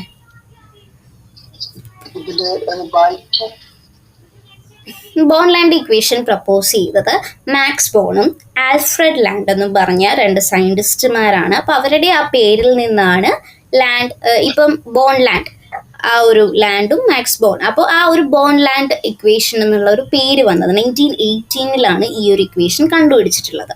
എന്തിനു വേണ്ടിയിട്ടായിരിക്കും ഈ ഒരു ഇക്വേഷൻ കണ്ടുപിടിച്ചത്? അത്രയേ ഉള്ളൂ. അപ്പൊ അയണൈസേഷൻ എൻതാൽപ്പി, ഒരു അയണിക് കോമ്പൗണ്ടിന്റെ, ഒരു ക്രിസ്റ്റലൈൻ ആയിട്ടുള്ള അയണിക് കോമ്പൗണ്ട്. ക്രിസ്റ്റലൈൻ എന്ന് പറയുമ്പോൾ നമുക്കിപ്പോൾ ഉപ്പൊക്കെ നമുക്ക് ഓർക്കാം, സോഡിയം ക്ലോറൈഡ് ഒക്കെ നമുക്ക് അതിന്റെ ഒരു ഇതിലുള്ളതാണ്. അപ്പൊ അവരെയൊക്കെ നമുക്ക് മനസ്സിൽ വിചാരിക്കും. ഇപ്പൊ അയണിക് കോമ്പൗണ്ട് എന്നൊക്കെ പറയുകയാണെങ്കിൽ നമ്മളുടെ മൈൻഡിലേക്കൊക്കെ സോഡിയം ക്ലോറൈഡ് പോലെയുള്ള ആൾക്കാർ ഓടിയെത്തണം. അപ്പൊ കോൺസെപ്റ്റ് ക്ലിയർ ആയി പോണം. അപ്പൊ ഞാനിപ്പോൾ ഗ്യാസ് രൂപത്തിലുള്ള അല്ലെങ്കിൽ ഗേഷ്യസ് ആറ്റം, അയണിക് കോമ്പൗണ്ട് എന്നൊക്കെ പറയുമ്പം അത്തരത്തിലുള്ള ആൾക്കാരെ ഇമാജിൻ ചെയ്യണം കേട്ടോ. അപ്പൊ ബോൺലാൻഡ് ഇക്വേഷൻ എന്ന് പറഞ്ഞു കഴിഞ്ഞാൽ ബോൺലാൻഡ് അതുപോലെ തന്നെ മാക്സ് ബോണും കൂടി എന്ത് ചെയ്തതാണ്? പ്രപ്പോസ് ചെയ്തിട്ടാണ് 1918 എന്ത് ചെയ്തിരിക്കുന്നത്? പ്രപ്പോസ് ചെയ്തിരിക്കുന്നത്. അപ്പൊ എന്തിനാണത് ബേസിക്കലി പ്രപ്പോസ് ചെയ്തത്? ക്രിസ്റ്റലൈൻ ആയിട്ടുള്ള അയണിക് കോമ്പൗണ്ടുകളുടെ ലാറ്റിസ് എൻതാൽപ്പി അല്ലെങ്കിൽ അയണിക് എൻതാൽപ്പി കാൽക്കുലേറ്റ് ചെയ്യാനുള്ള ഒരു രീതിയാണ് ഈ ഒരു ബോൺലാൻഡ് ഇക്വേഷൻ എന്ന് പറയുന്നത്. അപ്പൊ ഇവരുടെ അഭിപ്രായത്തിൽ ലാറ്റിസ് എൻതാൽപ്പിക്ക് എന്ത് ചെയ്യുന്നുണ്ട്? 2 ഘടകങ്ങൾ ഉണ്ട് എന്നാണ് പറയുന്നത്. ഒന്നാമത്തതാണ് ഇലക്ട്രോസ്റ്റാറ്റിക് പൊട്ടൻഷ്യൽ എനർജിയും ഉണ്ട്, അതുപോലെ തന്നെ റിപ്പൾസീവ് എനർജിയും ഉണ്ട്. ഓക്കെ, ഇപ്പൊ ഈ ഡെറിവേഷൻ ഒന്ന് മനസ്സിലാക്കി വെച്ചോ. ഇത് ഡെറിവേഷൻസ് അങ്ങനെ ചോദിക്കുന്നതാണോ എന്ന് അറിയില്ല എനിക്ക്, ഞാനൊന്ന് നോക്കിയിട്ട് പറയാം കേട്ടോ. അപ്പം ഇലക്ട്രോസ്റ്റാറ്റിക് പൊട്ടൻഷ്യൽ എനർജിയും ഉണ്ട്, റിപ്പൾസീവ് പൊട്ടൻഷ്യൽ എനർജിയും ഉണ്ട്. ഇനി ഡെറിവേഷനിലേക്ക് വരാം. ഇപ്പം ക്രിസ്റ്റൽ ലാറ്റിസിലുള്ള ആ അയണുകൾ എന്തായിരിക്കും? ഹാർഡ് സ്ഫിയേഴ്സ് ആയിരിക്കും. അയണുകൾ ഹാർഡ് സ്ഫിയേഴ്സ് ആയിരിക്കും. ഹാർഡ് സ്ഫിയേഴ്സ് എന്ന് പറഞ്ഞാൽ അതെന്താ? ഭയങ്കര ദൃഢമായിരിക്കും, ഭയങ്കര സ്ട്രോങ് ആയിരിക്കും. അപ്പൊ ഇവ തമ്മിലുള്ള ഒരു ഇലക്ട്രോസ്റ്റാറ്റിക് ചാർജസ് കാരണം അവരെന്ത് ചെയ്യും? നന്നായിട്ട് അട്രാക്ഷൻ കാണിക്കും. അവർ നല്ല ഹാർഡ് സ്ഫിയേഴ്സ് ആയതുകൊണ്ട് ഈ അയണിന്റെ കാര്യം പറയുന്നത്, ക്രിസ്റ്റൽസിന്റെ കാര്യം പറയുന്നത്. അപ്പൊ അവർക്കിടയിലുള്ള ആ ഒരു ഇലക്ട്രോസ്റ്റാറ്റിക് ചാർജ് കാരണം അവർ പരസ്പരം എന്ത് ചെയ്യും? അട്രാക്ട് ചെയ്യും. ഇലക്ട്രോസ്റ്റാറ്റിക് ചാർജ് എന്ന് പറഞ്ഞാൽ ഒരാൾക്ക് പോസിറ്റീവ് ആയിരിക്കും, ഒരാൾക്ക് നെഗറ്റീവ് ആയിരിക്കും. അയണുകൾക്ക് ഓപ്പോസിറ്റ് ചാർജ് വരുമ്പോൾ അവർ അട്രാക്ട് ചെയ്യുമല്ലോ. പക്ഷെ വളരെ അടുത്തേക്ക് വരുമ്പോഴത്തേക്കും, ഇപ്പൊ ഇവർ തമ്മിലൊരു ഫോഴ്സ് ഓഫ് അട്രാക്ഷൻ ഉണ്ട്, പക്ഷെ അവർ വളരെ അടുത്തേക്ക് ഇങ്ങനെ വരുമ്പോഴത്തേക്കും അവിടെ എന്ത് സംഭവിക്കും? ഒരു ഷോർട്ട് റേഞ്ചിൽ ഒരു റിപ്പൾഷൻ സംഭവിക്കും. എന്താണ് റിപ്പൾഷൻ എന്നറിയോ? എന്താ? റിപ്പൽഷൻ എന്ന് പറഞ്ഞാൽ പരസ്പരം അവർ ഇപ്പം അട്രാക്ഷൻ എന്ന് പറഞ്ഞാൽ ഇവർക്ക് ഇങ്ങനെ പരസ്പരം വിട്ടുപിരിയാൻ പറ്റാത്ത പോലത്തെ ഒരു ബന്ധം, ഒരു അവരിങ്ങനെ അടുത്തടുത്ത് ഇങ്ങനെ കാന്തം പോലെ ഇങ്ങനെ ഒരു അടുത്തടുത്തടുത്ത് വരും. പക്ഷെ ഒരു സ്റ്റേജ് കഴിയുമ്പം ഇവരെന്ത് ചെയ്യും, പരസ്പരം ഇങ്ങനെ തള്ളി ഉന്തി മാറ്റാൻ തുടങ്ങും, പരസ്പരം റിപ്പൽഷൻ കാണിക്കാൻ തുടങ്ങും. അതാണ് അതായത് ഈ രണ്ടിനും ഇടയിൽ, അതായത് ഇപ്പൊ പക്ഷെ വളരെ അടുത്തേക്ക് എത്തിക്കഴിയുമ്പോഴത്തേക്കും ഇപ്പം ആദ്യം ഇവരെന്ത് ചെയ്യും, ഇലക്ട്രോസ്റ്റാറ്റിക് ചാർജസ് കാരണം, ഇവരുടെ ചാർജ് കാരണം ഇവർ ഭയങ്കരമായിട്ട് അട്രാക്ഷൻ കാണിക്കും. വളരെ അടുത്ത് എത്തിക്കഴിഞ്ഞാൽ ഒരു ഷോർട്ട് റേഞ്ച് റിപ്പൽഷൻ കാണിക്കും. ഒത്തിരി ഒന്നുമില്ല, ഷോർട്ട് റേഞ്ചിലുള്ള റിപ്പൽഷൻ ആയിരിക്കും കാണിക്കുന്നത്. പക്ഷെ ഈ രണ്ടിനും ഇടയിലെ ഒരു ഇക്വിലിബ്രിയം ഡിസ്റ്റൻസ്, ആ ഒരു ഇക്വിലിബ്രിയം ഡിസ്റ്റൻസിനെ നമ്മൾ R0 എന്നാട്ടോ പറയുന്നത്. R0 എന്തായിരുന്നു, ലാറ്റിസിൽ ions achieve their equilibrium distance. അപ്പോൾ അതെന്ത് ചെയ്യും, ഒരു ബാലൻസിങ് ആകും. ആ ഒരു ഇക്വിലിബ്രിയം ഡിസ്റ്റൻസ്, അതായത് ഒരുപാട് അട്രാക്ഷൻ കാണിക്കുന്നുമില്ല, ഒരുപാട് റിപ്പൽഷനും കാണിക്കുന്നില്ല, ഒരു ഇക്വിലിബ്രിയം സ്റ്റേറ്റിലേക്ക്, രണ്ടും ഇല്ല, ഒരു ന്യൂട്രൽ സ്റ്റേറ്റിൽ, ഒരു ഇക്വിലിബ്രിയം സ്റ്റേറ്റിലാണ് എത്തുന്നതെന്നുണ്ടെങ്കിൽ ഒന്ന് ബാലൻസ്ഡ് ആവും അവര്. മനസ്സിലാവും? എന്തോ ഫിഗർ ടെക്സ്റ്റ് ബുക്കിലൊന്നും തന്നിട്ടില്ലല്ലോ.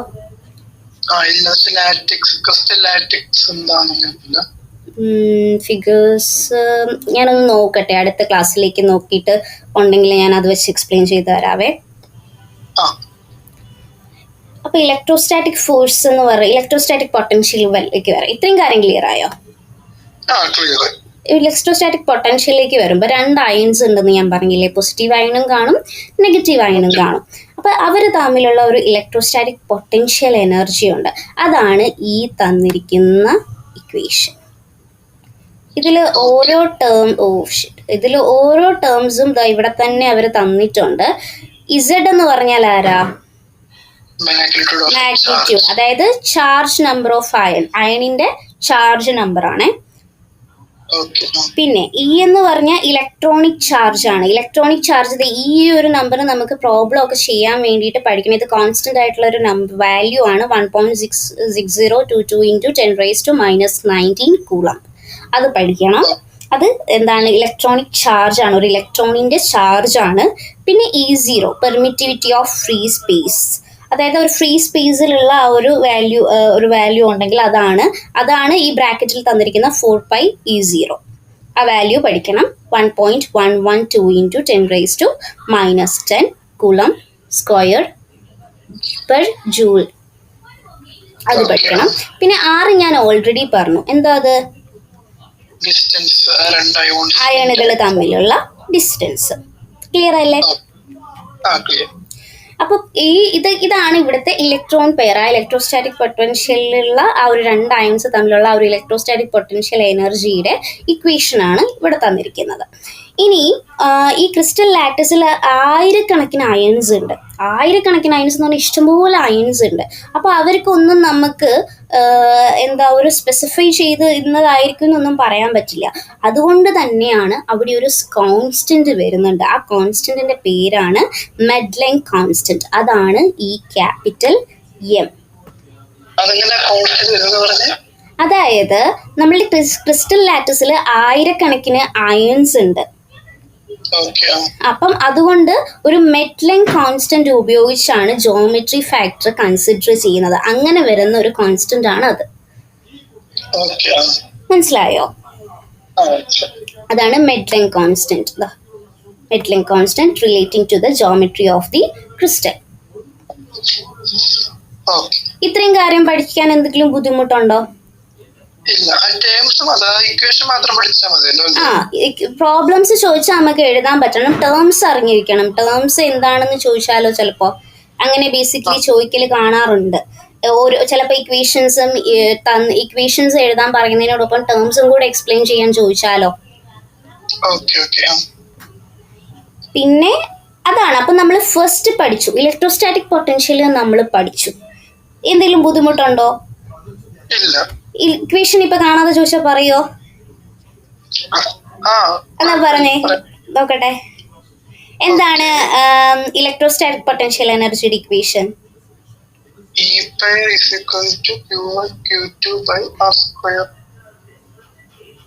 E π ആണോ? അയ്യോ അല്ല, സോറി. ഇസഡ് ആരാ? അത് കൂളംസ് ലോ ആണ് ഞാൻ പറഞ്ഞത്.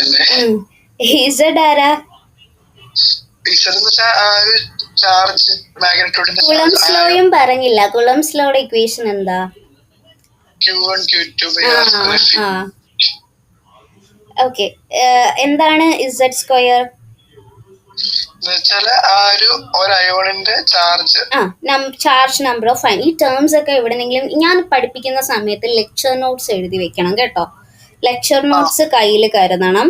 അത് വളരെ ഇമ്പോർട്ടൻ്റ് ആണ്. കാരണം എക്സാമിൻ്റെ സമയത്ത് നമ്മൾ നോട്ട് തരും, എല്ലാം ശരിയാണ്. പക്ഷെ എന്നാലും ഇപ്പം നമുക്ക് പഠിക്കേണ്ട ഒരാവശ്യം വന്നു കഴിഞ്ഞു കഴിഞ്ഞാൽ ചിലപ്പോൾ നമുക്ക് നോട്ട് വായിച്ചാൽ ചിലപ്പോൾ മനസ്സിലാവണമെന്നില്ല. ഒരു ലെക്ചർ നോട്ട് ഇപ്പം അത് അശ്വിന് മനസ്സിലാവുന്ന ഭാഷയിൽ പറഞ്ഞാൽ മതി. ഇപ്പം ഞാൻ പറയുന്നത് മലയാളത്തിലാണെങ്കിൽ മലയാളം, ഇംഗ്ലീഷിലാണെങ്കിൽ ഇംഗ്ലീഷ്, ഏതാണോ അശ്വിന് കംഫർട്ടബിൾ വായിച്ചാൽ പെട്ടെന്ന് മനസ്സിലാവണം. അപ്പോൾ ഇപ്പോൾ ചില കാര്യങ്ങളൊക്കെ നമ്മൾ കേൾക്കും, പക്ഷെ കുറച്ച് കഴിയുമ്പോൾ നമ്മൾ മറന്നു പോകും. നമ്മൾ ആരും സൂപ്പർ പവേഴ്സ് ഒന്നും ഉള്ള ആൾക്കാരല്ല.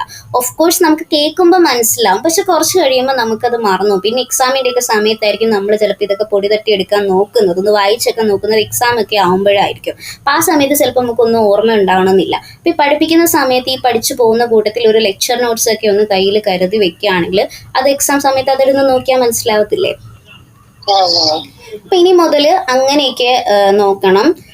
അപ്പം കുറച്ചുകൂടെ നമുക്ക് എത്രത്തോളം സ്റ്റഡി ബേസ് സിംപിളർ ആക്കാൻ പറ്റുമോ അത്രത്തോളം സിമ്പിൾ ആക്കാൻ നമ്മൾ നോക്കണം. നമുക്ക് ഈ ബുക്കിലുള്ളത് ഒന്നും കാണാതെ പഠിക്കേണ്ട ഒരാവശ്യവും ഇല്ല. ജസ്റ്റ് കോൺസെപ്റ്റ് ക്ലിയർ ചെയ്ത് പോയാൽ മാത്രം മതി. പക്ഷെ കോൺസെപ്റ്റ് ക്ലിയർ ചെയ്ത് പോകണമെങ്കിൽ നമ്മളിപ്പോൾ ക്ലാസ്സിൽ കേട്ടെന്ന് വിചാരിച്ച് നമുക്കതൊന്നും ഓർമ്മ കാണത്തില്ല. ഞാൻ പറഞ്ഞ പോലെ നമുക്ക് ആർക്കും എക്സ്ട്രാ പവേഴ്സ് ഒന്നും ഇല്ല.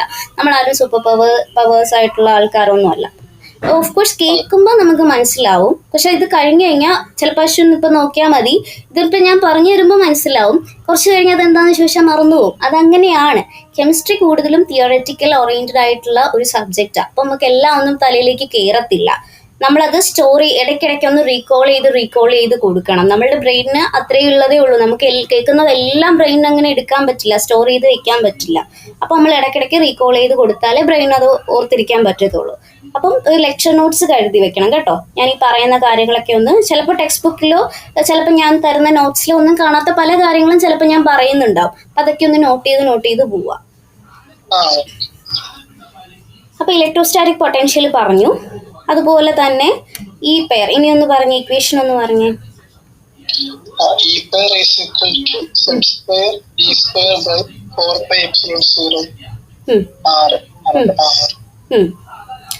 കോൺസ്റ്റന്റ് വരുമ്പോൾ ഒരു എം ഇപ്പുറത്ത് വരുന്നതേ ഉള്ളൂ, വേറെ ഒരു വ്യത്യാസവും ഇല്ല. ഇനി റിപ്പൾസീവ് ടേം നോക്കാം. റിപ്പൾസീവ് ടേം എന്ന് പറഞ്ഞാൽ പ്രതികർഷണ ഘടകം എന്നാണ് മലയാളത്തിൽ പറയുന്നത്. അപ്പം ബോൺലാൻഡിന്റെ ഒരു അഭിപ്രായത്തിൽ റിപ്പൾസീവ് ഫോഴ്സ് എന്ന് പറയുന്നത് 1/r സിമിലർ ആണ്. 1/r². ഇത് കണ്ടോ, lattice signs would be proportional to 1/r². Thus the repulsive energy term can be expressed as ER. ER എന്ന് പറയുന്നത് റിപ്പൾസീവ് ആണ്. ബി എന്ന് പറയുന്നത് കോൺസ്റ്റന്റ് ആയിട്ടുള്ള ഒരു സ്കെയിൽ അവിടെ കൊണ്ടുവന്നിട്ടുണ്ട്. ബി എന്ന് പറഞ്ഞാൽ ഒരു റിപ്പൾഷൻ കോൺസ്റ്റന്റ് ആണ്. ഇവിടെ ഒരു റിപ്പൾഷൻ കോൺസ്റ്റന്റ് വെച്ചാണ് റിപ്പൾസീവ് ടേമിനെ എക്സ്പ്രസ് ചെയ്യുന്നത്. അതാണ് ഈ ക്യാപിറ്റൽ ബി. പിന്നെ എൻ എന്ന് പറഞ്ഞാൽ എന്താ? ബോൺ എക്സ്പെനന്റ്, അതായത് അയണിക് റിപ്പൾഷൻ എത്ര ശക്തമാണെന്ന് കാണിക്കുന്നതാണ് ആ എൻ. ആർ അറിയാലോ, റേഡിയസ്. എന്തെങ്കിലും കുഴപ്പമുണ്ടോ?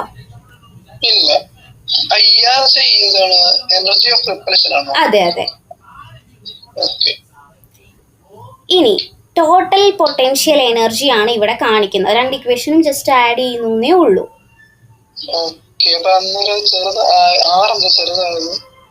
ഏതാറ്? ടോട്ടൽ എനർജി റിപ്പൽഷൻ, ആകെയുള്ള പൊട്ടൻഷ്യൽ എനർജി. അതിനെ ഡിനോട്ട് ചെയ്യുന്നത് ഇ ആർ ആ. ടോട്ടൽ പൊട്ടൻഷ്യൽ എനർജി ഡിനോട്ട് ചെയ്യുന്നത് ഇ ആർ ആ. അതാണ് ഈ അട്രാക്റ്റീവ് എനർജിയും റിപ്പൾസീവ് എനർജിയും കൂടെ ആഡ് ചെയ്യുന്നതാ ടോട്ടൽ എനർജി റിപ്പൾഷൻ. ഈ ഇക്വേഷനും കൂടി വരുന്നത്, സോറി ഈ ഇക്വേഷനാണേ, കോൺസ്റ്റന്റ് വന്നിട്ടുള്ള ഇക്വേഷനാണേ.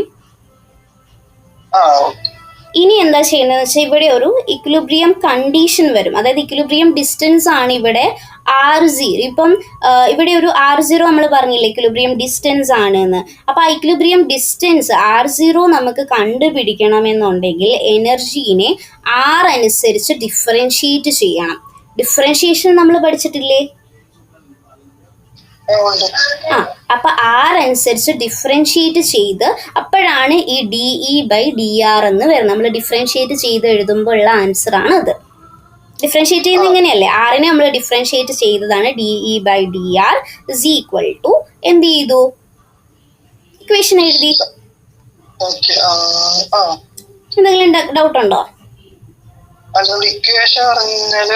അതായത് ഇക്വിലിബ്രിയം കോൺസ്റ്റന്റിനെ, അതായത് R0 നമുക്ക് ലഭിക്കാനായിട്ട് എനർജീനെ R അനുസരിച്ച് ഡിഫറൻഷിയേറ്റ് ചെയ്ത്, അതായത് DE/dr ഇസ് ഈക്വൽ ടു 0 നമുക്ക് കിട്ടണം. അങ്ങനെ ആക്കാൻ വേണ്ടിയിട്ടാണ് ഡിഫറൻഷിയേറ്റ്. അതാണ് ഇവിടെ 0 ഇസ് ഈക്വൽ ടു ഇങ്ങനെ വരുന്നത്.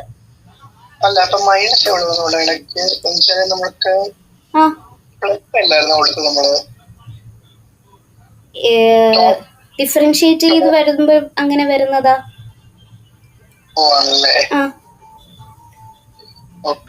അതായത് ഇപ്പൊ നമ്മൾ ബോൺലാൻഡ്, ഇതിലൂടെ ഇപ്പൊ ബോൺലാൻഡ് ഇക്വേഷൻ നമ്മൾ എഴുതുന്ന സമയത്ത് ഇവരെ രണ്ടുപേരെയും വരുമ്പോഴത്തേക്കും ഇപ്പം ഞാൻ പറഞ്ഞുതരാം.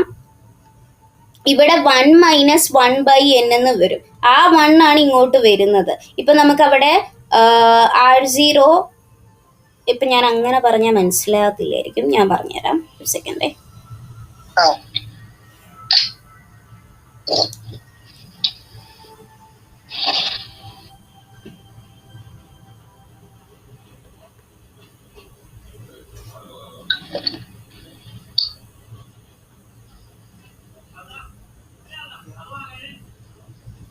എന്തിനാ അശ്വിൻ ബോൺലാൻഡ് ഇക്വേഷൻ?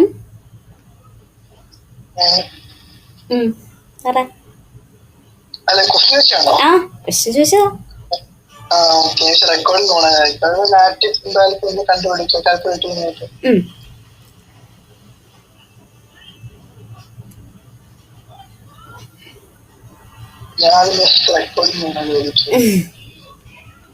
അല്ല, ഞാൻ മറന്നു പോയോന്ന് ടെസ്റ്റ് ചെയ്യാൻ വേണ്ടി ചോദിച്ചതാ.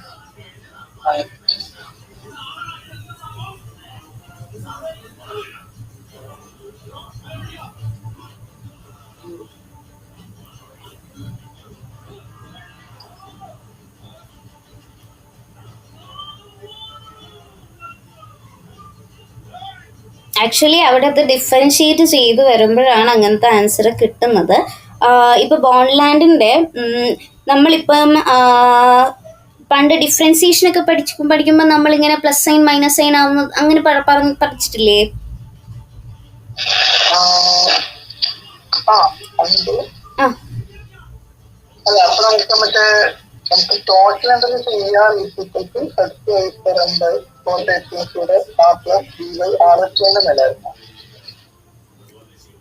കേട്ടില്ല ഞാന്. ടോട്ടൽ എനർജി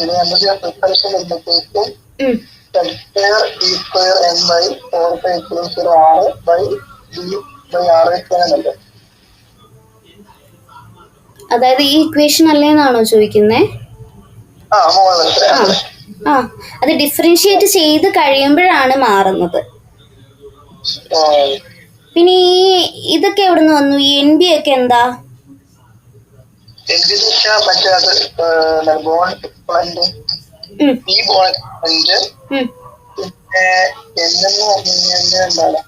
അല്ല, എന്നാണ് ബോൺ എക്സ്പോണന്റ്. Staging constant. അതായത് ഇപ്പം നമ്മൾ ആദ്യം തൊട്ട് ഞാൻ ഒന്നുകൂടെ ഇവിടം വരെ ക്ലിയർ അല്ലേ? ഡിഫറൻഷിയേറ്റ് തൊട്ടാണല്ലേ ഡൗട്ട്? ഞാൻ എഴുതി കാണിക്കാം, ഒരു മിനിറ്റ്.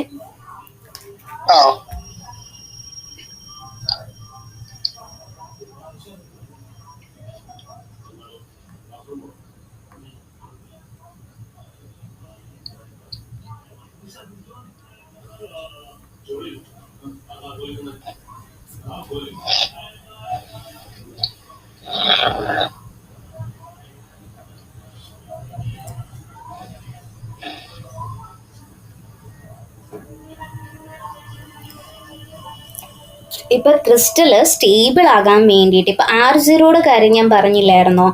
R0 എന്ന് പറയുന്നത് ക്രിസ്റ്റൽ സ്റ്റേബിൾ ആകാൻ ടോട്ടൽ എനർജി എന്ന് പറഞ്ഞാൽ മിനിമം ആയിരിക്കേണ്ടത്. ഞാൻ പറഞ്ഞിട്ടില്ലേ, എനർജി എപ്പോഴും ലോ ആയിട്ട് ഇരുന്നാലല്ലേ ഒരു സ്റ്റേബിൾ ആവത്തുള്ളൂ.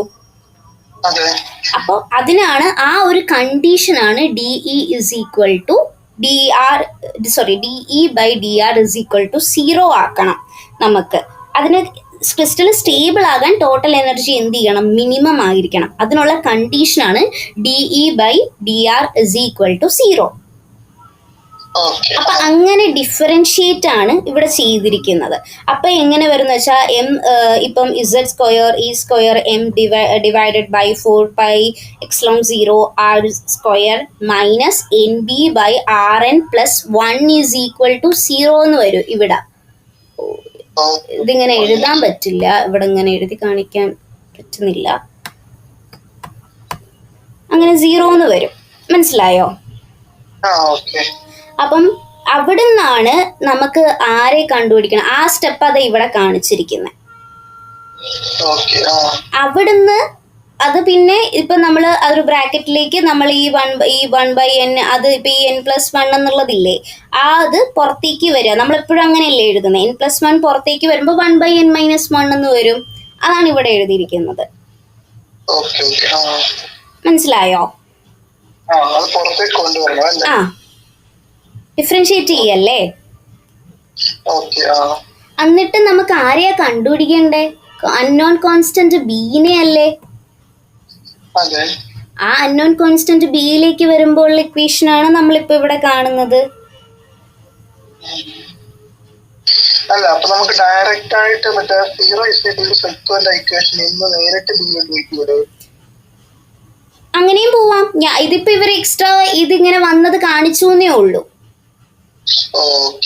ഇപ്പൊ അങ്ങനെ വേണമെങ്കിൽ നമുക്ക് ഇത്രയും സ്റ്റെപ്സ് കാണിക്കണ്ടെങ്കിൽ കാണിക്കണ്ട. പക്ഷെ ഇത് ഇങ്ങനെയാണ് വന്നേന്ന് അവര് ഡീറ്റെയിൽഡ് ആയിട്ടുള്ള ഒരു ഇത് കാണിച്ചു എന്നേ ഉള്ളൂ അവിടെ. നമുക്ക് ഡയറക്റ്റ് ഈ ഇക്വേഷൻ കഴിഞ്ഞ് ഡയറക്റ്റ് ഇതിലേക്ക് വരാം, ഒരു കുഴപ്പമില്ല. പക്ഷെ ആ മൈനസിനൊക്കെ മാറി അവര് നമ്മൾ ഒറ്റയടിക്ക് ആക്കത്തില്ലേ, നമ്മള് ക്രോസ് മൾട്ടിപ്ലൈ ഒക്കെ ചെയ്ത് ഇങ്ങനെ ബ്രാക്കറ്റിലാക്കത്തില്ലേ, അതാണ് ആ സ്റ്റെപ്പ് ഇവിടെ കാണിച്ചതാ. എന്തോ റിസൾട്ടോ മനസ്സിലായില്ല.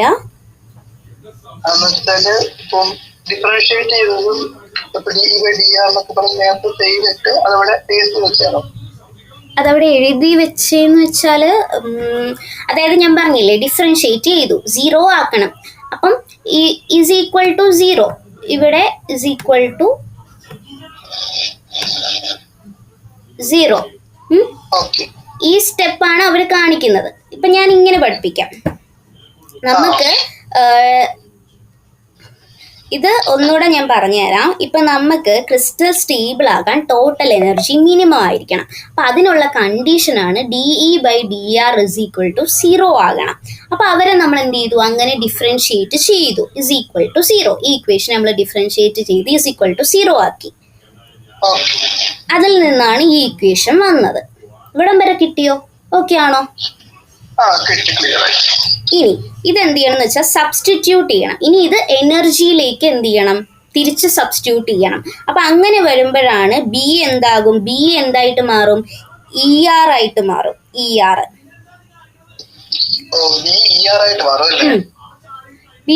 ആയിട്ട് അതായത് കണ്ടോ, evaluating the minimum intensive potential energy and substituting the expression for be in terms of R0. R0ന്റെ ടേംസിലേക്ക് ആക്കും. അതാണ് ER0 is equal to mz² E² by 4πε0 R² എന്തായി? 1/1/n ആയി. കാരണം E0 അപ്പുറത്തേക്ക് പോത്തില്ലേ, 1/1 ആയി. ക്ലിയർ ആയോ? എന്തോ ഇത് ടെക്സ്റ്റ് അല്ലാതെ പഠിക്കേണ്ടതാണോന്നോ? മനസ്സിലായില്ല. ബൈഹാർട്ട് ചെയ്യണം എന്ന് വെച്ചാൽ ഇത് ബൈഹാർട്ട് ചെയ്യണം. ബിക്കോസ് എന്താന്ന് വെച്ച് കഴിഞ്ഞാൽ ഇത്രയും ഡീറ്റെയിൽഡ് ആയിട്ട് സാധാരണ കെമിസ്ട്രിയിലെ ഡെറിവേഷൻസ് ഒക്കെ ചോദിച്ച് കാണുന്നത് വളരെ റയറാ. കാരണം അവർക്ക് അല്ലാതെ തന്നെ ചോദിക്കാൻ തിയറി പാർട്ട് ഒരുപാടുണ്ട്. പക്ഷെ നമ്മൾ റിസ്ക് എടുക്കണ്ട. ഇതിപ്പോ മനസ്സിലായ സ്ഥിതിക്ക് ഇത് പഠിക്കാൻ എന്തെങ്കിലും ബുദ്ധിമുട്ടുണ്ടോ? അത് പഠിച്ചോ. നമ്മൾ ടെക്സ്റ്റ് ബുക്കിലുള്ളതെല്ലാം അങ്ങ് പഠിച്ചു പോയിക്കോ. കാരണം നമുക്ക് ആകെ 3 ചാപ്റ്ററല്ലേ ഉള്ളൂ. അത് പഠിക്കാൻ വലിയ പ്രശ്നമുണ്ടോ? അല്ല, ഞാൻ സിൻസിയർ ആയിട്ട് ചോദിക്കുകയാണ്. ബുദ്ധിമുട്ടുണ്ടെങ്കിൽ പറയാ. എന്തെങ്കിലും പ്രശ്നമായിട്ട് തോന്നുന്നുണ്ടോ? ഇത് കൂടുതലാണ് എന്നുള്ളൊരു ഇതുണ്ടോ? ഇതൊക്കെ ഒരുപാടുണ്ടല്ലോ പഠിക്കാൻ എന്നുള്ളത്. ആക്ച്വലി നമുക്ക് സിമ്പിളായിട്ട് മാർക്ക് മേടിക്കാൻ പറ്റുന്നതാണ് ഇനോർഗാനിക് കെമിസ്ട്രി ഒക്കെ. കാരണം ഇനോർഗാനിക് കെമിസ്ട്രി കൂടുതലും തിയററ്റിക്കൽ പാർട്ടാണ് വരുന്നത്. ഓർഗാനിക് കെമിസ്ട്രി ഒന്നും അങ്ങനെയല്ല. ആ ടെക്സ്റ്റ് ബുക്കിലുള്ളത് മാത്രമേ നമുക്ക് എഴുതാൻ പറ്റത്തുള്ളൂ. ലൈക്ക് മാത്സ് പോലെയാ. ഒരു ചെറിയ ഒരു ടു എന്നുള്ളത് 3 ആയിപ്പോയി, അല്ലെ 1 എന്നായി പോയി കഴിഞ്ഞാൽ എന്ത് ചെയ്യും? ഫുൾ കോമ്പൗണ്ട് തന്നെ മാറിപ്പോവും. പക്ഷേ ഓർഗാനിക് കെമിസ്ട്രിയിൽ അങ്ങനത്തെ പ്രശ്നങ്ങളുണ്ട്. ടെക്സ്റ്റ് ബുക്കിലുള്ളതേ നമുക്ക് എഴുതാൻ പറ്റുള്ളൂ. പക്ഷെ ഇനോർഗാനിക് അങ്ങനെയല്ല. തിയറി വായിച്ചിട്ട് നമുക്ക് എന്ത് മനസ്സിലായി നമ്മുടെ ഓൺ വേർഡ്സിൽ അത് എഴുതാൻ പറ്റും. അപ്പം നമുക്ക് സുഖമായിട്ട് മാർക്ക് മേടിക്കാൻ പറ്റുന്ന ഒരു സബ്ജക്റ്റാണ് ഇനോർഗാനിക് കെമിസ്ട്രി. കാരണം ടെക്സ്റ്റ് ബുക്കിലുള്ളതൊന്നും അതുപോലെ ഒന്നും അച്ചടിച്ച് വെക്കേണ്ട. കാര്യം എന്താണെന്ന് മനസ്സിലാക്കിയാൽ മതി. പിന്നെ ചില ടേംസ് നമ്മൾ അതുപോലെ യൂസ് ചെയ്യണം അവിടെ. കാരണം അതാണ് അവിടെ വരേണ്ടത്. എന്തെങ്കിലും പ്രശ്നമുണ്ടോ? ഉണ്ടെങ്കിൽ പറയണം. പറഞ്ഞാലല്ലേ എനിക്ക് അറിയത്തുള്ളൂ. പശുവിനെ എങ്ങനെയാണ് എന്താണെന്ന് എനിക്ക് പറഞ്ഞു കഴിഞ്ഞാലല്ലേ അറിയത്തുള്ളൂ. ഇതൊക്കെ വെറുതെ കൊടുക്കുന്ന ഇതൊക്കെ സിമ്പിള് സാധനം. ഇതൊക്കെ ഞാൻ ഇതിപ്പോ പുഷ്പം പോലെ ആക്കി തരാം. ഇതൊന്നും ഒരു കുഴപ്പമില്ല. ഇതൊക്കെ ചുമ്മാ വൈഡായിട്ട് അവരിങ്ങനെ കൊടുക്കുന്നതേ ഉള്ളൂ. ഇത് കാണുമ്പോൾ നമ്മൾ പേടിച്ചു പോകും. പക്ഷെ അതിലൊന്നും ഒന്നുമില്ല. Solvation, enthalpy and solubility of ionic കോമ്പൗണ്ട്സിലേക്ക് പോവാം. സോൾവേഷൻ ആണെങ്കിലും ഞാൻ കുറച്ച് കാര്യങ്ങൾ ഇപ്പൊ പറയാം. അത് മാത്രം ഒന്ന് മനസ്സിലാക്കി വെച്ചാൽ മതി. ഞാൻ ഇപ്പൊ പറഞ്ഞു പോകുന്നുണ്ട്, അണ്ടർലൈൻ ചെയ്ത് പറഞ്ഞു പോകുന്നുണ്ട്. ഇത് ജസ്റ്റ് വായിച്ചു നോക്കിയിട്ട് നമുക്ക് എന്ത് മനസ്സിലായി അത് മാത്രം എഴുതിയാൽ മതി. പിന്നെ സോൾവേഷൻ എൻതാൽപ്പിയൊക്കെ ചോദിക്കാറുണ്ട്. സോളിബിലിറ്റി ഓഫ് അയണിക് കോമ്പൗണ്ട്സിനെ ബേസ് ചെയ്തിട്ട് ഇതൊക്കെ ചോദിച്ച് കാണാറുണ്ട്. അപ്പം നമ്മൾ റിസ്ക് എടുക്കണ്ട. ഇതൊക്കെ പഠിക്കണം കേട്ടോ. എന്തെങ്കിലും ബുദ്ധിമുട്ട് എക്സാം ടൈമിലാണെങ്കിലോ എന്തിനാണെങ്കിലും നമ്മളെല്ലാവരും ഇവിടെ അവൈലബിൾ ആണ് അശ്വിന്. സോ എന്ത് ഡൗട്ട് ഉണ്ടെങ്കിലും സമയം ഒന്നും നോക്കണ്ട. എന്താണോ ഡൗട്ട് എപ്പോൾ വേണമെങ്കിലും ചോദിക്കാം കേട്ടോ. ഫസ്റ്റ് ഓഫ് ഓൾ ഞാൻ ചോദിക്കട്ടെ, എന്താണ് ഈ സോൾവേഷൻ എൻതാൽപ്പി?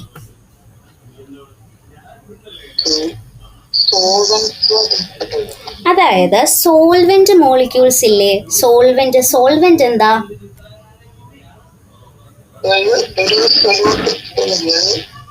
സോൾവെന്റ് എന്ന് പറഞ്ഞാൽ വെള്ളം പോലെയുള്ള ആൾക്കാരാണ് ആര്? സോൾവെന്റ്.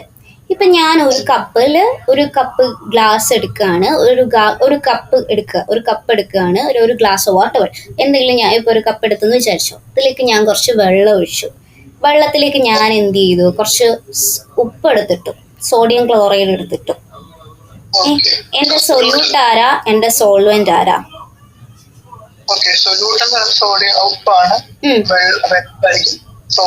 അത്രേ ഉള്ളൂ. സോൾവെന്റ് മോളിക്യൂൾസ് അപ്പൊ ആരാ? അപ്പൊ സോൾവെന്റ് മോളിക്യൂൾ എന്ന് പറഞ്ഞാൽ അപ്പം വെള്ളം, വാട്ടർ, H2O ഒരു മോളിക്യൂൾ അല്ലേ? അപ്പൊ സോൾവേഷൻ എന്ന് പറഞ്ഞാൽ എന്താ? സോൾവെന്റ് മോളിക്യൂൾസ് അയണിനോട് ഇന്ററാക്ഷൻ നടക്കുന്ന ഒരു പ്രക്രിയയാണ്, ഒരു പ്രോസസ്സാണ്. അതെന്ന് വെച്ചാൽ സോൾവെന്റ് ആയിട്ടുള്ള, അതായത് വെള്ളം പോലെയുള്ള, ഇപ്പൊ വെള്ളം തന്നെ നമുക്ക് എടുക്കാം. വെള്ളത്തിലേക്ക് ഞാൻ എന്ത് ചെയ്യുന്നു? ഒരു Na+ ഇടുന്നു, സോഡിയം ഇടുന്നു. സോഡിയം ഇടുന്ന സമയത്ത് അവിടെ വെള്ളവും ആ Na+ അയണും തമ്മിൽ എന്ത് ചെയ്യും? ഒരു ഇന്ററാക്ഷൻ നടക്കും. ആ ഇന്ററാക്ഷനെ നമ്മൾ വിളിക്കുന്ന, ആ ഒരു പ്രോസസ്സിനെ നമ്മൾ വിളിക്കുന്ന പേരാണ് സോൾവേഷൻ. ഇപ്പൊ അയണിക് കോമ്പൗണ്ട് ഒരു സോൾവെന്റിൽ ഡിസോൾവ് ചെയ്യുമ്പോൾ ഇപ്പൊ സൊല്യൂട്ട് അയൺസ്, ഇപ്പം സൊല്യൂട്ട് ഇപ്പം കാറ്റയോൺ ആകാം, ആനയോൺ ആകാം. സൊല്യൂട്ട് എന്ന് പറഞ്ഞാൽ അറിയാമല്ലോ, Na+ ആകാം, Cl- ആകാം, ആറ് വേണമെങ്കിലും ആകാം. ഇപ്പൊ ഞാനിപ്പോ ഒരു അയണിക് കോമ്പൗണ്ട് ഒരു സോൾവെന്റിൽ ഡിസോൾവ് ചെയ്യുമ്പോഴത്തേക്ക് ആ കാറ്റയോണും ആനയോണും എന്ത് ചെയ്യും, ആ സോൾവെന്റ് അയൺസ് എന്ത് ചെയ്യും, സോൾവെന്റ് മോളിക്യൂൾസിൽ സറൗണ്ട് ചെയ്യും. ഇപ്പൊ ഞാൻ നേരത്തെ പറഞ്ഞ പോലെ തന്നെ ഇപ്പൊ ഞാനൊരു കാറ്റയോൺ ആണ് ഇട്ടത്, വെള്ളത്തിലേക്ക് ഞാൻ എന്ത് ചെയ്തു, ഒരു അയണിക് കോമ്പൗണ്ട് അല്ലേ NaCl എന്ന് പറയുന്നത്. Na+ഉം Cl- അവർ ഡിസോസിയേറ്റ് ചെയ്യുന്ന ആൾക്കാരാ, അതായത് അവർ കാറ്റയോണായിട്ടും ആനയോണായിട്ടും ഡിസോൾവ് ചെയ്യും. അപ്പം ഞാൻ വെള്ളത്തിലേക്ക് NaCl എടുത്തിട്ടു. NaCl ഇടുമ്പോൾ തന്നെ അവർ എന്ത് ചെയ്യും, Na+ഉം Cl- അയൺസ് ആവും, സൊല്യൂട്ട് അയൺസ് ആവും. ആ സൊല്യൂട്ട് അയൺസ് കാറ്റയോണും ആനയോണും എന്ത് ചെയ്യുന്നു, സോൾവെന്റ് മോളിക്യൂൾസ്, അതായത് വാട്ടറിലല്ലേ ഞാൻ ഇടുന്നത്, അപ്പൊ സോൾവെന്റ് മോളിക്യൂൾ ആണ് ആര്, വാട്ടർ. അപ്പൊ ഈ സോൾവെന്റ് മോളിക്യൂൾ വന്ന് ഈ Na+നെയും Cl- വന്ന് ഇങ്ങനെ ചുറ്റിപ്പിടിക്കും, സറൗണ്ട് ചെയ്ത് നിൽക്കും. ഇങ്ങനെ അയൺസ് സോൾവെന്റ് മോളിക്യൂൾസിനാൽ ചുറ്റപ്പെടുന്ന, ആ ഒരു സറൗണ്ട് ചെയ്യുന്ന ആ ഒരു പ്രോസസ്സിനെയാണ് നമ്മൾ സോൾവേഷൻ എന്ന് വിളിക്കുന്നത്. ഇനി സോൾവെന്റ് ഇനി H2O ആണെങ്കിൽ, ഇപ്പം ആ H2O അല്ലേ അതിൽ വീഴുന്ന അയൺസിനെ വന്നിങ്ങനെ സറൗണ്ട് ചെയ്യുന്നത്. അപ്പൊ അതിനെ നമ്മൾ പ്രത്യേകമായി ഹൈഡ്രേഷൻ എന്ന് വിളിക്കും. സോൾവെന്റ് വാട്ടർ ആണെങ്കിൽ, സോൾവെന്റ് H2O ആണെങ്കിൽ പ്രത്യേകമായിട്ട് നമ്മൾ അവരെ വിളിക്കുന്ന പേരാണ് ഹൈഡ്രേഷൻ. ക്ലിയർ ആണോ? സോൾവേഷൻ എന്താണെന്നുള്ളത് ഏകദേശം ഒരു ഐഡിയ കിട്ടിയോ? അതായത് സോൾവെന്റ്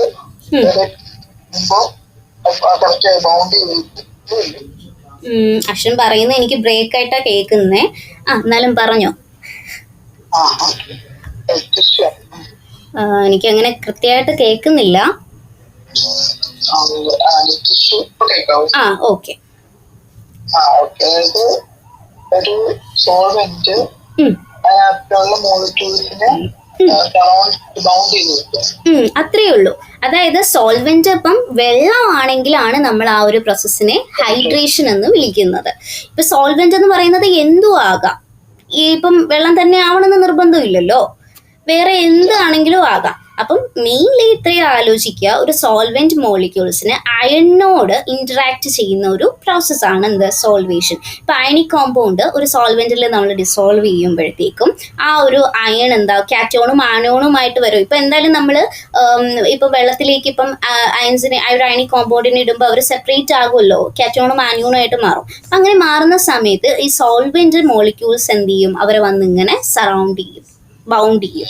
അപ്പൊ അങ്ങനെ ബൗണ്ട് ചെയ്യുന്ന, ഇങ്ങനെ അയൺസ് സോൾവെന്റ് മോളിക്യൂൾസിനാൽ ബൗണ്ട് ചെയ്യപ്പെടുന്ന ആ ഒരു പ്രോസസ്സിനെയാണ് സോൾവേഷൻ എന്ന് വിളിക്കുന്നത്. ഇനി ആ സോൾവെന്റ് H2O ആണെങ്കിൽ പ്രത്യേകമായിട്ട് നമ്മൾ അവരെ ഹൈഡ്രേഷൻ എന്ന് വിളിക്കും.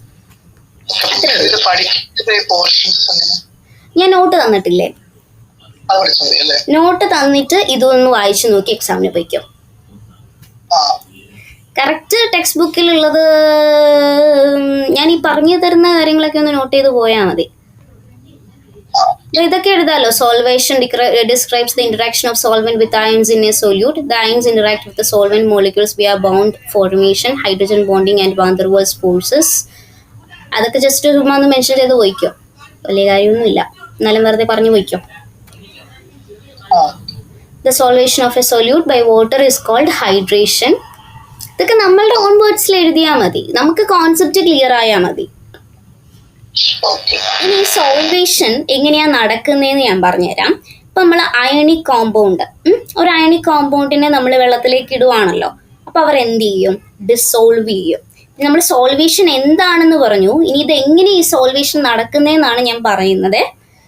In the process of solvation, അപ്പം അയണിക് കോമ്പൗണ്ട് ഡിസോൾവ് ആകും. എവിടെ, വെള്ളത്തിലേക്ക് പോകുമ്പോൾ ഞാൻ നേരത്തെ പറഞ്ഞ പോലെ തന്നെ അവർ അയൺസ് ആയിട്ട് ഡിസോസിയേറ്റ് ചെയ്യും. അപ്പോൾ സോൾവെന്റ് മോളിക്യൂൾസ്, ഇപ്പം ഫോർ എക്സാമ്പിൾ ഇപ്പോൾ വാട്ടർ ആണെന്ന് ഇരിക്കട്ടെ, നമ്മുടെ സോൾവെന്റ് മോളിക്യൂൾ വാട്ടർ ആണ്. അപ്പോൾ അതെന്ത് ചെയ്യും, ആ അയൺസിനെ വാട്ടർ ഇങ്ങനെ ചുറ്റും കൺസെൻട്രിക് ഷെൽസ് രൂപത്തിൽ അതെന്ത് ചെയ്യും, ഒരു ക്രമീകരിക്കും. അതൊരു ടേം ആണ്. എവിടെ കൺസെൻട്രിക് ഷെൽസ്, ഇവിടെ ഞാൻ കണ്ടല്ലോ, അതൊരു ടേം ആണ്. അങ്ങനെയാണ് പറയുന്നത്. ഈ ഇപ്പം നമ്മൾ അയൺസ് ആയിട്ട് ഇടുന്ന സമയത്ത് സോൾവെന്റ് മോളിക്യൂൾ ഇപ്പോൾ ബോട്ടലിലാണെങ്കിൽ അയൺസിനെ ഇടുന്ന സമയത്ത് വാട്ടർ മോളിക്യൂൾസ് എന്ത് ചെയ്യും, അയൺസിനെ ചുറ്റും കോൺസെൻട്രിക് ഷെൽസ് രൂപത്തിൽ ക്രമീകരിക്കും. അതൊരു ടേമാണ് കേട്ടോ. ഇനി സോൾവെന്റ് മോളിക്യൂൾസ് അയണിനോട്, അതായത് ഇപ്പം അയൺസിനോട്, ഇപ്പൊ സോൾവെന്റ് മോളിക്യൂൾ എന്ന് പറയും, ഞാൻ സോൾവെന്റ് മോളിക്യൂൾ എന്ന് പറയുമ്പോൾ ആരെ ഇമാജിൻ ചെയ്യണം, വാട്ടറിനെ ഇമാജിൻ ചെയ്യണം. വാട്ടർ തന്നെ ആവണമെന്ന് ഒരു നിർബന്ധമില്ല. ഫോർ എക്സാമ്പിൾ ഇപ്പൊ നമ്മൾ വാട്ടറിനെ എടുത്ത് വെച്ചു എന്നേ ഉള്ളൂ കേട്ടോ. അപ്പൊ സോൾവെന്റ് മോളിക്യൂൾസ് അയൺസിനോട് ഹൈഡ്രജൻ ബോണ്ടിങ് അല്ലെങ്കിൽ വോൺ ഡെർ വാൾസ് ഫോഴ്സസ് അല്ലെങ്കിൽ അയൺ ഡൈപോൾ ഇന്ററാക്ഷൻസ് വഴി എന്ത് ചെയ്യും, ബന്ധപ്പെടും, റിലേഷൻഷിപ്പ് ഫോം ചെയ്യും. എന്താണ് ഈ ഹൈഡ്രജൻ ബോണ്ടിങ് ഒക്കെ? ഹൈഡ്രജനുമായിട്ട് ബോണ്ട് ഇലക്ട്രോണേറ്റീവ് ആയിട്ട് ഹൈഡ്രജനുമായിട്ട് ബോണ്ട് ചെയ്യും. അപ്പൊ വാൻ ഡെർ വാൾസ് ഫോഴ്സസോ?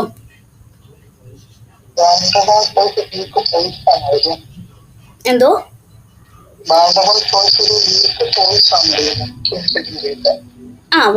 ഫോഴ്സ് ഒരു വീക്ക് ഫോഴ്സ്. ഓക്കെ, അപ്പൊ വാൻ ഡെർ വാൾസ് ഫോഴ്സസ് എന്നതൊരു വീക്ക് ആയിട്ടുള്ള ഒരു ഇന്റർമോളിക്കുലർ ഫോഴ്സ് ആണ്. അതായത് ഇന്റർമോളിക്കുലർ എന്ന് പറഞ്ഞാൽ രണ്ട് ന്യൂക്ലിയസുകൾക്ക് ഇടയിലുള്ള ഒരു ഫോഴ്സ് ആണ്. അപ്പൊ ഒരു വീക്ക് ആയിട്ടുള്ള ഒരു ഫോഴ്സ് ആണ്. അപ്പൊ അത് കൂടുതലും കോവാലൻ ബോണ്ട്, അയണിക് ബോണ്ട് പോലെയുള്ള സ്ട്രോങ് അത്ര സ്ട്രോങ് ബോണ്ട് അല്ല ആർക്ക്, വോൺ ഡെർ വാൾസ് ഫോഴ്സിന്. ഒരു വീക്ക് ആയിട്ടുള്ള ഒരു ബോണ്ടാണ്. അതൊരു ടെമ്പററി അല്ലെങ്കിൽ ഒരു വീക്ക് അട്രാക്ഷൻ ആയിട്ടുള്ള ഒരു മോളിക്യൂൾസ് ആണ് ഉണ്ടാക്കുന്നത്. മനസ്സിലായോ? ഇപ്പം ഗ്യാസസ്, ലിക്വിഡ്സ്, സോളിഡ്സ് ഇപ്പോൾ തുടങ്ങി ഇപ്പം മോളാർ ക്രിസ്റ്റൽസ് എല്ലാം ഫിസിക്കൽ പ്രോപ്പർട്ടീസ്, ഇപ്പോൾ boiling point, melting point, solubility ഒക്കെ ഡിസൈഡ് ചെയ്യുന്നതിൽ van der Waals force important ആയിട്ടുള്ള ഒരു റോളാട്ടോ പ്ലേ ചെയ്യുന്നത്. അപ്പം വോൺ ഡെർ വാൾസ് ഫോഴ്സ് അറിയാമല്ലോ. കൂടുതൽ എക്സ്പ്ലനേഷനിലേക്ക് പോണോ? അശ്വിൻ എന്തുണ്ടെങ്കിലും ചോദിക്കണം. ഇപ്പൊ ഏത് ഏരിയ ആണോ അറിയാത്തത്, എന്താണോ ബുദ്ധിമുട്ട്, അത് ചോദിക്കണം. ഇത് ഒരു പ്രശ്നമില്ല, നമ്മളിവിടെ പറഞ്ഞു തരാൻ വേണ്ടിയിട്ടാണ് ഇരിക്കുന്നത്. അപ്പൊ എന്തുണ്ടെങ്കിലും ചോദിക്കണം. അപ്പൊ ഞാൻ ചിലപ്പോൾ അശ്വിൻ അറിയാലോ എന്ന് പറഞ്ഞ് ഇപ്പൊ മേ ബി സ്കിപ്പ് ചെയ്ത് ചിലപ്പം, കാരണം എനിക്ക് ചിലപ്പോൾ അത് ഫെമിലിയർ ആയിരിക്കും, അപ്പൊ അശ്വിന് ചിലപ്പോൾ അത് ഫെമിലിയർ അല്ല എന്നുണ്ടെങ്കിൽ അത് ചോദിക്കണം. മേ ബി ഇപ്പൊ ഓക്കെ പറയുമ്പോൾ ഞാനും എന്ത് ചെയ്യും, അറിയാമെന്ന് വിചാരിച്ച് പോകും. പക്ഷെ അത് ശരിക്കും അറിയത്തില്ലെങ്കിൽ അറിയത്തില്ല എന്ന് ചോദിക്കണം കേട്ടോ. അപ്പൊ നമ്മൾ പറഞ്ഞു വന്നത് സോൾവെന്റ് മോളിക്യൂൾസ് അയൺസിനോട് hydrogen bonding, van der Waals forces അല്ലെങ്കിൽ അയൺ ഡൈപോൾ ഇന്ററാക്ഷൻ വഴി എന്ത് ചെയ്യും, ഇന്ററാക്ട് ചെയ്യും.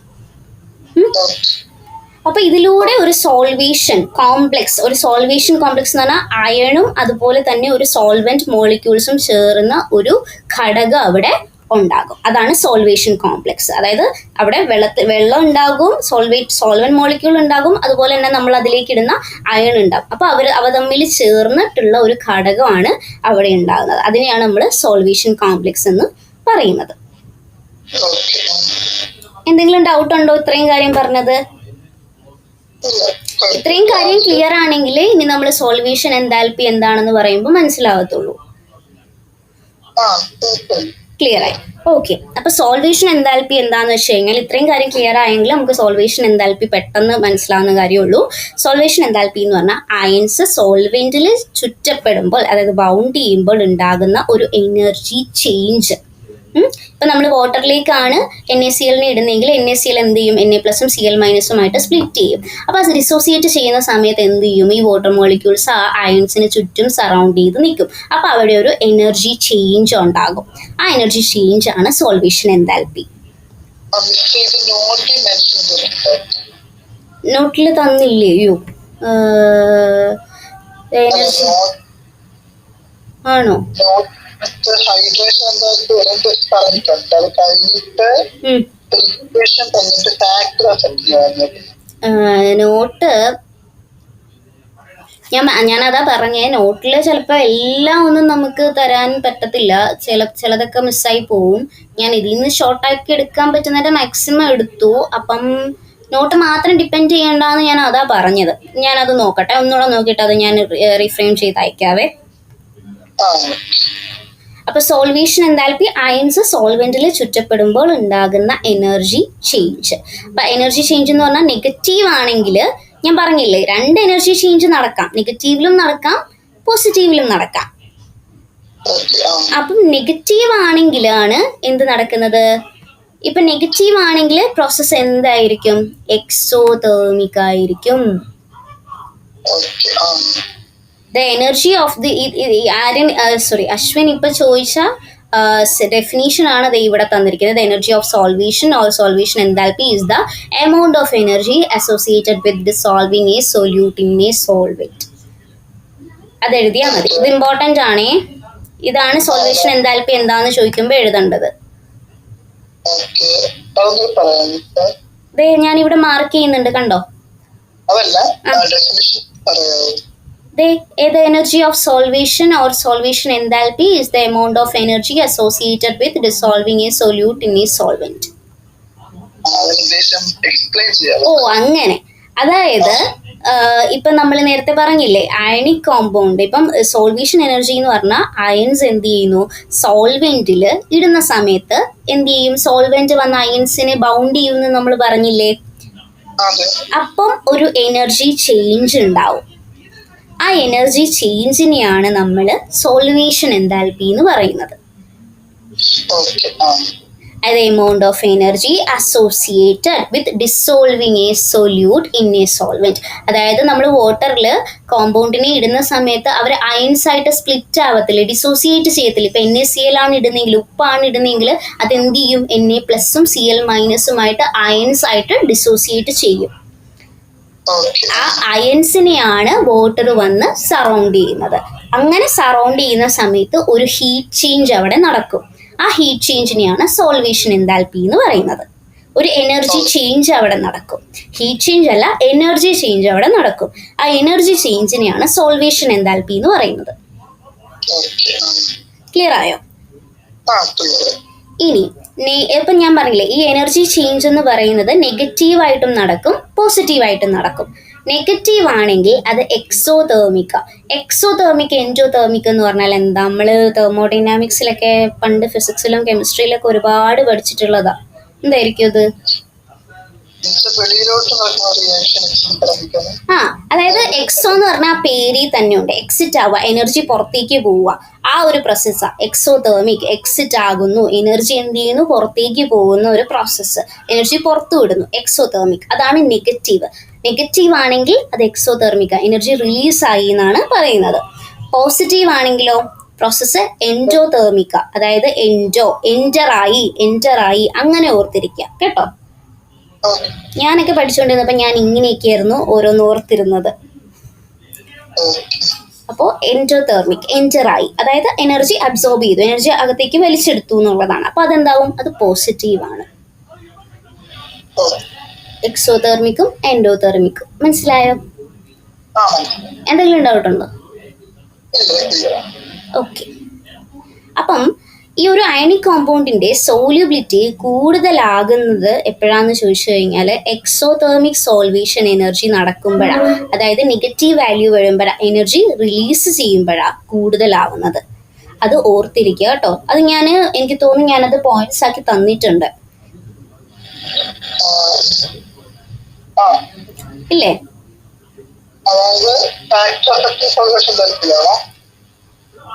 ഫാക്ടേഴ്സ് എഫക്റ്റിംഗ് സോൾവേഷൻ എൻതാൽപ്പിയിലല്ലേ തന്നിരിക്കുന്നേ?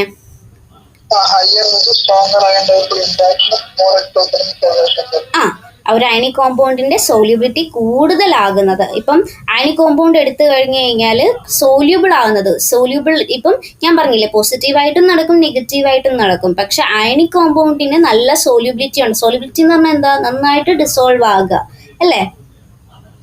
അപ്പൊ ആ ഡിസോൾവ് ആകുന്നത് എവിടെയായിരിക്കും? എക്സോതെർമിക് സോൾവേഷൻ നടക്കുമ്പോഴായിരിക്കും. അതായത് എനർജി റിലീസ് ചെയ്യുന്ന പ്രോസസ്സ് നടക്കുന്ന സമയത്താണ് എക്സോതെർമിക് സോൾവേഷൻ കൂടുതലാകുന്നത്. എന്താണ്? എനർജി കൂടുതലായാല ഒരു അയണിക് കോമ്പൗണ്ടിന്റെ സോല്യൂബിലിറ്റി കൂടുതലാകുന്നത് എക്സോതെർമിക് സോൾവേഷൻ എനർജി കൂടുതലായാല. എക്സോതെർമിക് സോൾവേഷൻ എനർജി കൂടുതലാവുമ്പോഴാണ് എന്ത് ചെയ്യുന്നത്? അയണിക് കോമ്പൗണ്ടിന്റെ സോല്യൂബിലിറ്റി കൂടുന്നത്. മനസ്സിലായോ? ഇനി നമുക്ക് സോല്യൂബിലിറ്റിയുമായിട്ട് ഇപ്പം ഒരു ബന്ധം എന്താണെന്ന് ചോദിച്ചു കഴിഞ്ഞാൽ, ഇപ്പം ഒരു അയണിക് സോളിഡ് വാട്ടറിൽ ഡിസോൾവ് ചെയ്യുമ്പോൾ രണ്ട് പ്രോസസ്സ് നടക്കും. ലാറ്റിസ് എൻതാൽപ്പി നടക്കും, അതായത് ക്രിസ്റ്റൽ ലാറ്റിസ് ബ്രേക്ക് ചെയ്യാൻ വേണ്ട എനർജി വേണ്ടേ അവിടെ? ഓക്കെ ക്രിസ്റ്റൽ ലാറ്റിസ് എന്ന് വെച്ചാല് ഇപ്പൊ NaCl എടുക്കാൻ നമുക്ക്, അതൊരു ക്രിസ്റ്റൽ ലാറ്റിസ് അല്ലേ. സോഡിയം ക്ലോറൈഡ്, സോഡിയം ക്ലോറൈഡ് ഡിസ്യൂസിയേറ്റ് ചെയ്യണമെങ്കിൽ ഒരു എനർജി വേണ്ടേ? വേണം. അപ്പൊ അവിടെ ലാറ്റിസ് എൻതാൽപ്പി നടക്കുന്നുണ്ട്. അപ്പൊ അത് എൻഡോതെർമിക് കേട്ടോ, അതായത് എനർജിയെ അബ്സോർബ് ചെയ്തിട്ടാണ് നടക്കുന്നത്. ഓക്കെ ലാറ്റിസ് ബ്രേക്ക് ചെയ്യാൻ വേണ്ട എനർജി എന്ന് പറയുന്നത് എൻഡോതെർമിക് ആണ്. ഓക്കെ പിന്നെ നടക്കുന്നത് സോൾവേഷൻ എൻതാൽപ്പിയ. അപ്പൊ അയൺസ് സോൾവെന്റിൽ ചുറ്റുമ്പോ, അത് ബൗണ്ട് ചെയ്യുമ്പോൾ റിലീസ് ചെയ്യുന്ന എനർജി അത് എക്സോതെർമിക് ആണ്. ഓക്കെ മനസ്സിലായോ? ക്ലിയർ. അപ്പൊ സോല്യൂബിലിറ്റി ഡിസൈഡ് ചെയ്യുന്നത് ആരാ? ലാറ്റിസും സോൾവേഷൻ എൻതാൽപ്പിയും. സോൾവേഷൻ എൻതാൽപ്പിയും ലാറ്റിസ് എൻതാൽപ്പിയും ആണ് എന്ത് ചെയ്യുന്നത്? ഏ ആ ഡിസൈഡ് ചെയ്യുന്നത്. ഓക്കെ, അത്രയും കാര്യങ്ങൾ ക്ലിയർ ആണോ? അപ്പം സോൾവേഷൻ എൻതാൽപ്പി ലാറ്റിസ് എൻതാൽപ്പിനേക്കാളും കൂടുതലായിരിക്കുവേ. ആ ഞാനതാ പറഞ്ഞ, എല്ലാ കാര്യങ്ങളൊന്നും ചിലപ്പോൾ നോട്ടിൽ ഉണ്ടാകത്തില്ല, ടെക്സ്റ്റിൽ ഉണ്ടാകത്തില്ല. ഞാൻ പറയുന്നതൊക്കെ എവിടെയെങ്കിലും ഒരു ഇതായിട്ട് എഴുതി വെക്കുക. ഞാൻ നോളജിന് വേണ്ടിയിട്ട് കുറേ കാര്യങ്ങൾ പറയുന്നുണ്ടാവും. അപ്പം അതൊക്കെ ഇതുമായിട്ടൊക്കെ കണക്റ്റഡ് ആയിരിക്കും. അപ്പം അത് എവിടെയെങ്കിലുമൊക്കെ ഒന്ന് നോട്ട് ചെയ്ത് വെച്ചോ. അപ്പൊ സോൾവേഷൻ എനർജി ആയിരിക്കും ലാറ്റിസ് എൻതാൽപ്പിയേക്കാൾ കൂടുതൽ. കാരണം ആ അയൺ, ഒരു വെള്ളത്തിലേക്ക് അയൺ വരുമ്പോൾ അത് സ്പ്ലിറ്റ് ആകുന്ന എനർജിനേക്കാൾ കൂടുതൽ ഉണ്ടാവുന്ന ആ അയൺസിനെ ബൗണ്ട് ചെയ്യുമ്പോൾ ഉണ്ടാവുന്ന ആ ഒരു ഹീറ്റ് ചേഞ്ച്, അതാണ് എന്ത്? ആ ഹീറ്റ് ചേഞ്ച് അല്ല, എനർജി. എനിക്ക് എൻ്റെ വായിൽ ഹീറ്റ് ചേഞ്ച് എന്നേ വരുന്നുള്ളൂ. Energy change. എനർജി ചേഞ്ച് ആണ് എന്ത്? Solvation enthalpy. അപ്പൊ അയൺസ് സോൾവെന്റിൽ ചുറ്റപ്പെടുമ്പോൾ റിലീസ് ചെയ്യുന്ന എനർജിയാണ് എന്ത്? Solvation enthalpy. അത് എക്സോതെർമിക് ആണ്. അപ്പം എന്താണ്? സോൾവേഷൻ എൻതാൽപ്പി ആയിരിക്കും ലാറ്റിസ് എൻതാൽപ്പിയേക്കാൾ കൂടുതൽ. അപ്പൊ സൊല്യൂഷൻ എന്തായിരിക്കും? എക്സോതെർമിക് ആയിരിക്കും. കോമ്പൗണ്ട് ഈസിലി സോല്യൂബിൾ ആകും അവിടെ. അപ്പൊ രണ്ട് കേസും ഉണ്ട്. ഇപ്പൊ സോല്യൂബിലിറ്റി ഡിസൈഡ് ചെയ്യുന്നത് ലാറ്റിസ് എൻതാൽപ്പിയും സോൾവേഷൻ എൻതാൽപ്പിയും ആണെന്ന് ഞാൻ പറഞ്ഞു. ഇപ്പൊ സോൾവേഷൻ എൻതാൽപ്പി ആണ് ലാറ്റിസ് എൻതാൽപ്പിയേക്കാൾ കൂടുതലെങ്കിൽ അവിടെ സൊല്യൂഷൻ എന്തായിരിക്കും? എക്സോതെർമിക് ആയിരിക്കും. കോമ്പൗണ്ട് ഈസിലി ആയിട്ട് എന്ത് ചെയ്യും? സോല്യൂബിൾ ആകും. ഇനി സോൾവേഷൻ എൻതാൽപ്പിനേക്കാൾ കൂടുതൽ ലാറ്റിസ് എൻതാൽപ്പി ആണല്ലോ, നേരെ തിരിച്ചാണ്. നമ്മൾ നേരത്തെ പറഞ്ഞ സോൾവേഷൻ എൻതാൽപ്പി ആണ് കൂടുതലെങ്കിൽ സൊല്യൂഷൻ എക്സോതെർമിക് ആയിരിക്കും, അത് ഈസിലി സോല്യൂബിൾ ആവുമെന്ന് പറഞ്ഞു. പക്ഷെ ലാറ്റിസ് എൻതാൽപ്പി ആണ് സോൾവേഷൻ എൻതാൽപ്പിനേക്കാൾ കൂടുതലെങ്കിലോ എൻഡോതെർമിക് ആയിരിക്കും. സോല്യൂബിലിറ്റി എന്തായിരിക്കും? കുറവായിരിക്കും. മനസ്സിലായോ? ഇവിടെ ഇപ്പോൾ AlCl3യുടെ ഒരു എക്സാമ്പിൾ ഇവിടെ തന്നിട്ടുണ്ട്. ഇതൊന്നുമില്ല. ഇപ്പം എക്സാമ്പിൾ ആയിട്ട് ഇപ്പൊ AlCl3 എന്ന് പറയുന്ന ഒരു കോവാലന്റ് കോമ്പൗണ്ട് ആണ്. AlCl3 നമുക്കറിയാം, അതായത് കോവാലന്റ് കോമ്പൗണ്ട് എന്ന് പറഞ്ഞാൽ എന്താ? ഇപ്പൊ Alഉം ഉണ്ട്, ഇവിടെ Clഉം ഉണ്ട്, അലൂമിനിയം ഉണ്ട്, ക്ലോറിനും ഉണ്ട്. അപ്പം അലൂമിനിയം ക്ലോറിനും കൂടി ഇവിടെ 3 Cl ഉണ്ട്, ഒരു അലൂമിനിയം. അപ്പൊ അലൂമിനിയത്തിൽ നിന്ന് ഇങ്ങനെ ട്രൈഗോണൽ ആയിട്ടായിരിക്കും എന്ത് ചെയ്യുന്നത്? 3 ക്ലോറിൻ വരുന്നത്. മേളിൽ ഒരെണ്ണം, ഇവിടെ ഒരു ക്ലോറിൻ, ഇവിടെ ഒരു ക്ലോറിൻ, ഇവിടെ ഒരു ക്ലോറിൻ, ഇങ്ങനെയായിരിക്കും വരുന്നത്.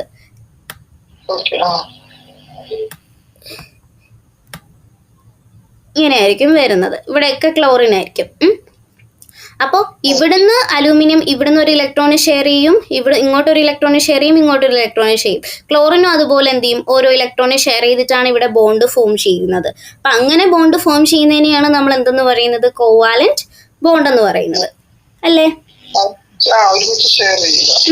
ഒരു മ്യൂച്വൽ ആയിട്ട് അങ്ങോട്ടും ഇങ്ങോട്ടും അവർ ഷെയർ ചെയ്യുക. അപ്പൊ AlCl3 ഒരു കോവാലന്റ് കോമ്പൗണ്ട് ആണ്. പക്ഷേ അത് വാട്ടറിൽ ഡിസോൾവ് ചെയ്താൽ ഹൈഡ്രേഷൻ പ്രോസസ്സിൽ എന്തായി മാറുന്നു?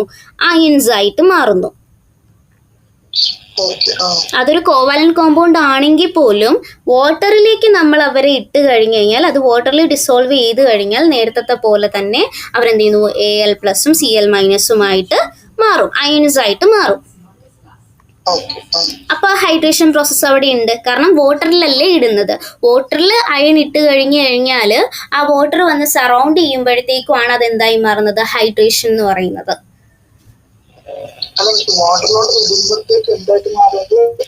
വാട്ടറിലേക്ക് ഇടുന്ന സമയത്ത് അയൺസ് ആയിട്ട് മാറുമല്ലോ.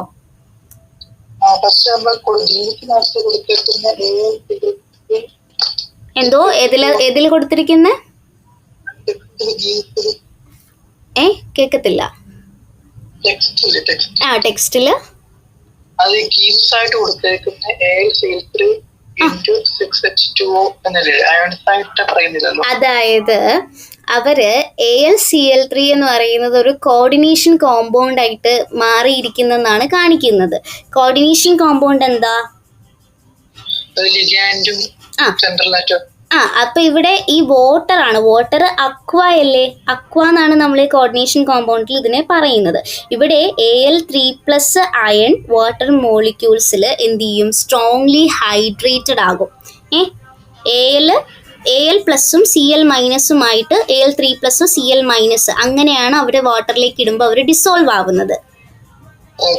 അപ്പൊ Al3+ അയൺ വാട്ടർ മോളിക്യൂളിൽ എന്ത് ചെയ്യും? സ്ട്രോങ്ലി ഹൈഡ്രേറ്റഡ് ആയിട്ട് ഹെക്സ അക്വ എന്ന് പറയുന്ന ഒരു കോംപ്ലക്സ് അവിടെ ഫോം ചെയ്യും. ആ കോംപ്ലക്സ് ആണ് ഇത്. മനസ്സിലായോ? Cl പുറത്തല്ലേ കിടക്കുന്നേ? Cl- ആയിട്ടല്ലേ കിടക്കുന്നേ? അപ്പൊ ഇത്രയും വലിയ +3 ഇപ്പം AlCl3 എന്ന് പറയുന്ന ഒരു കോമ്പൗണ്ട് 3+ എന്ന് പറയുന്നത് ഇത്രയും വലിയൊരു കോമ്പൗണ്ട് +3 ചാർജുള്ള അയൺ നോർമലി എന്താണ്? അൺസ്റ്റേബിളാ കേട്ടോ. പക്ഷെ സ്ട്രോങ് ആയിട്ടുള്ള ഒരു എക്സോതെർമിക് ഹൈഡ്രേഷൻ എൻതാൽപ്പി, അതായത് വലിയൊരു എനർജി റിലീസ് കൊണ്ട് അതെന്തായി മാറി? സ്റ്റേബിൾ ആയിട്ടുള്ള ഒരു ഹൈഡ്രേറ്റഡ് കോംപ്ലക്സ് ആയിട്ട് മാറി. ക്ലിയർ ആയോ?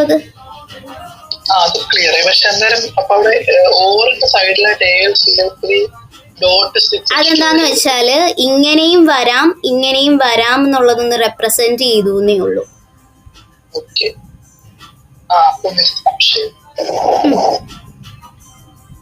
മെയിൻലി നമ്മൾ ഈ കോർഡിനേഷൻ കോമ്പൗണ്ടിന്റെ രീതി പഠിച്ചാൽ മതി.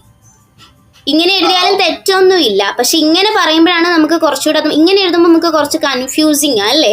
അയ്യോ ഇതൊന്നും ഇങ്ങനെ എഴുതിയിരിക്കുന്നത്, ഇവിടെ Al ഉണ്ട് Cl ഉണ്ട് എല്ലാം ഉണ്ടല്ലോ. പക്ഷെ ഇങ്ങനെ എഴുതുമ്പോൾ നമുക്ക് കുറച്ചുകൂടെ ക്ലിയർ ആയില്ലേ? അപ്പം നമുക്ക് എളുപ്പം എന്താണോ അതുപോലെ അങ്ങ് പഠിച്ചാൽ മതി. സെൻട്രൽ ആറ്റം ഇതാണ്. സെൻട്രൽ ആറ്റം Al ആണ് സെൻട്രൽ ആറ്റം. ഇത് ലിഗാൻഡ് ആണ്. ഇത് പുറത്ത് കിടക്കുന്ന ആൾക്ക് എന്താ പറയുന്നേ? പുറത്ത് കിടക്കുന്ന ആൾക്ക് ഞാൻ മറന്നു. അയ്യോ എനിക്ക് ഓർമ്മയുണ്ടായിരുന്നത്. നാവിന്റെ തുമ്പത്തുണ്ട്, പക്ഷെ ആ പേര് കിട്ടുന്നില്ല. എന്തോ കൗണ്ടർ അയൺസ്. ഇതിന് പുറത്ത് കിടക്കുന്ന ആള്, ബ്രാക്കറ്റിന് പുറത്ത് കിടക്കുന്ന ആളെ നമ്മൾ കൗണ്ടർ അയൺസ് എന്നാ പറയുന്നത്.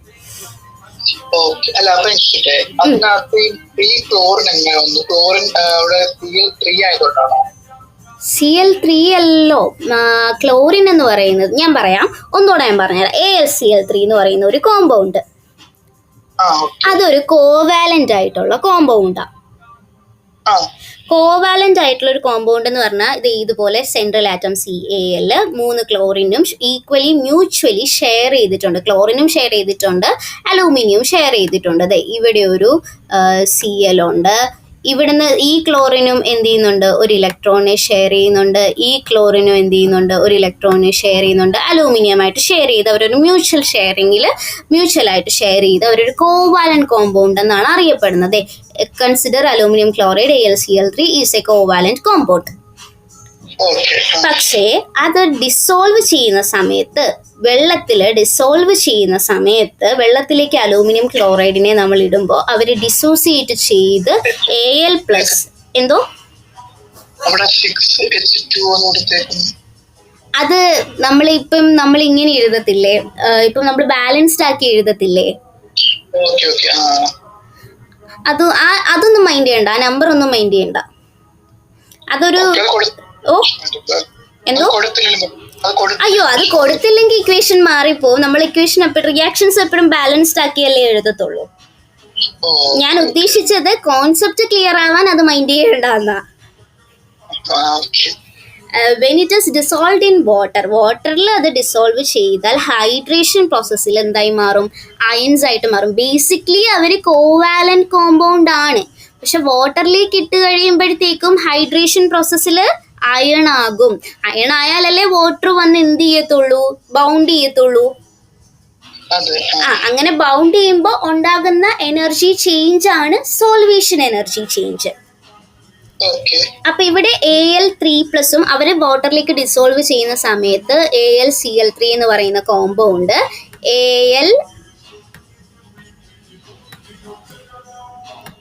Al3+ഉം Cl- ആയിട്ട് മാറും. ഓക്കെ, Cl- ആയിട്ട് മാറും. അപ്പൊ ഇവിടെ Al3+ അയൺ, Al3+ ആയപ്പോൾ ഇതൊരു അയൺ ആയി മാറി. അപ്പൊ അയണ് വാട്ടർ മോളിക്യൂൾസിൽ സ്ട്രോങ്ലി ഹൈഡ്രേറ്റഡ് ആയിട്ട് നിൽക്കുക. സ്ട്രോങ്ലി ഹൈഡ്രേറ്റഡ് എന്ന് പറഞ്ഞാൽ എന്താ?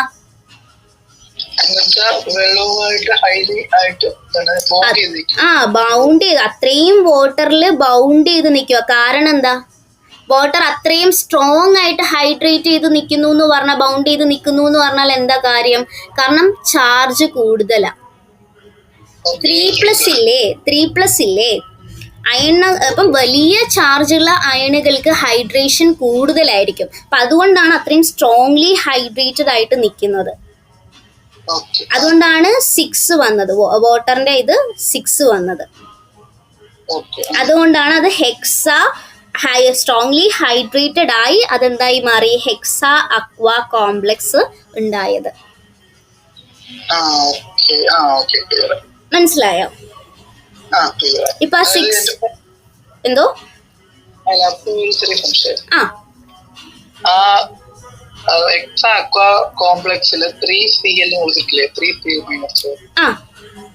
അത് നമ്മൾ ഇവിടെ നമ്മളെ കോർഡിനേഷൻ കോമ്പൗണ്ട്സ് പഠിക്കുന്ന സമയത്ത് നമ്മൾ ഈ സെൻട്രൽ ആറ്റത്തിന്റെ ഇത് കണ്ടുപിടിക്കത്തില്ലേ?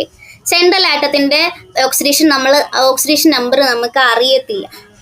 ഇവിടെ Cl3 അല്ലേ, അപ്പൊ അതാണ് 3Cl- ആയത്. 3 Cl ഇല്ലേ ഇവിടെ? ഞാൻ വിചാരിച്ചു ഈ പ്ലസ് 3+ എന്താ വന്നേന്ന്.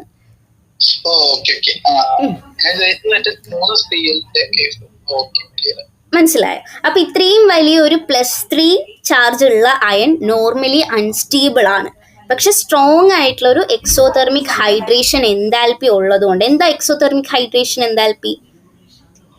പുറത്തോട്ട് എനർജി കളയുന്ന വലിയ രീതിയിൽ എനർജി റിലീസ് ആവുന്നത് കൊണ്ട് അത് സ്റ്റേബിൾ ആയിട്ടുള്ള ഹൈഡ്രേറ്റഡ് കോംപ്ലക്സ് ആയിട്ട് മാറും.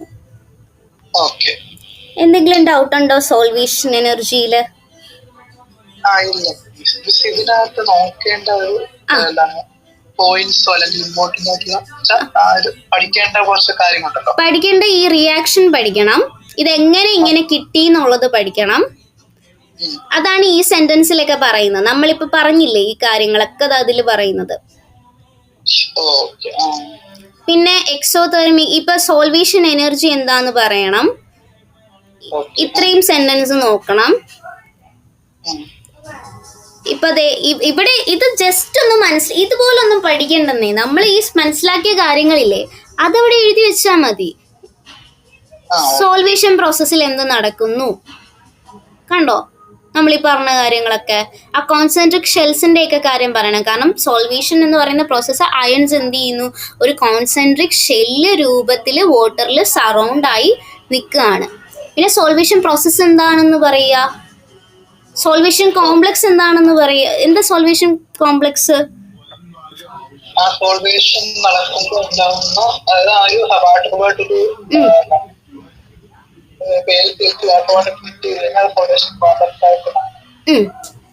അത്രേ ഉള്ളൂ. അപ്പൊ സോൾവേഷൻ എന്ന് പറഞ്ഞാൽ എന്താ? സോൾവെന്റ് മോളിക്യൂൾസ് അയണിനെ ചുറ്റിപ്പിടിക്കുന്ന ഒരു പ്രോസസ്സ്, ബൗണ്ട് ചെയ്ത് നിൽക്കുന്ന ഒരു പ്രോസസ്സ്.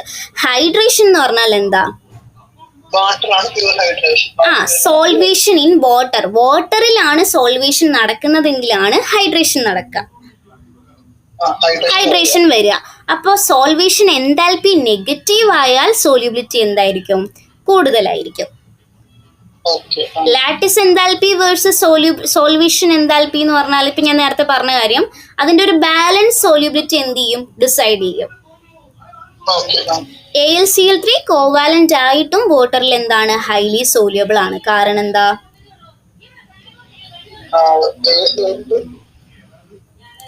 AlCl3 കോവാലന്റ് ആണ്, കോവാലന്റ് കോമ്പൗണ്ട് ആണ്. പക്ഷെ വാട്ടറിൽ അത് ഹൈലി സോല്യൂബിൾ ആണ്. ബിക്കോസ് എന്തുകൊണ്ടായിരിക്കും? കാരണം അത് കോംപ്ലക്സ് ഫോംസ്. കാരണം Al3+ന്റെ ഹൈഡ്രേഷൻ എനർജി വളരെ എക്സോതെർമിക് ആണ്, വളരെയധികം എനർജി റിലീസ് ചെയ്യുന്നു. സ്റ്റേബിൾ ഹൈഡ്രേറ്റഡ് അയൺ ഈ ഒരു കോംപ്ലക്സ് ഉണ്ടാക്കും. അത്രയേ ഉള്ളൂ. മനസ്സിലായോ?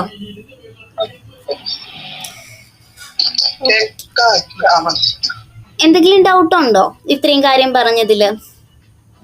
ഇപ്പം തോന്നുന്നു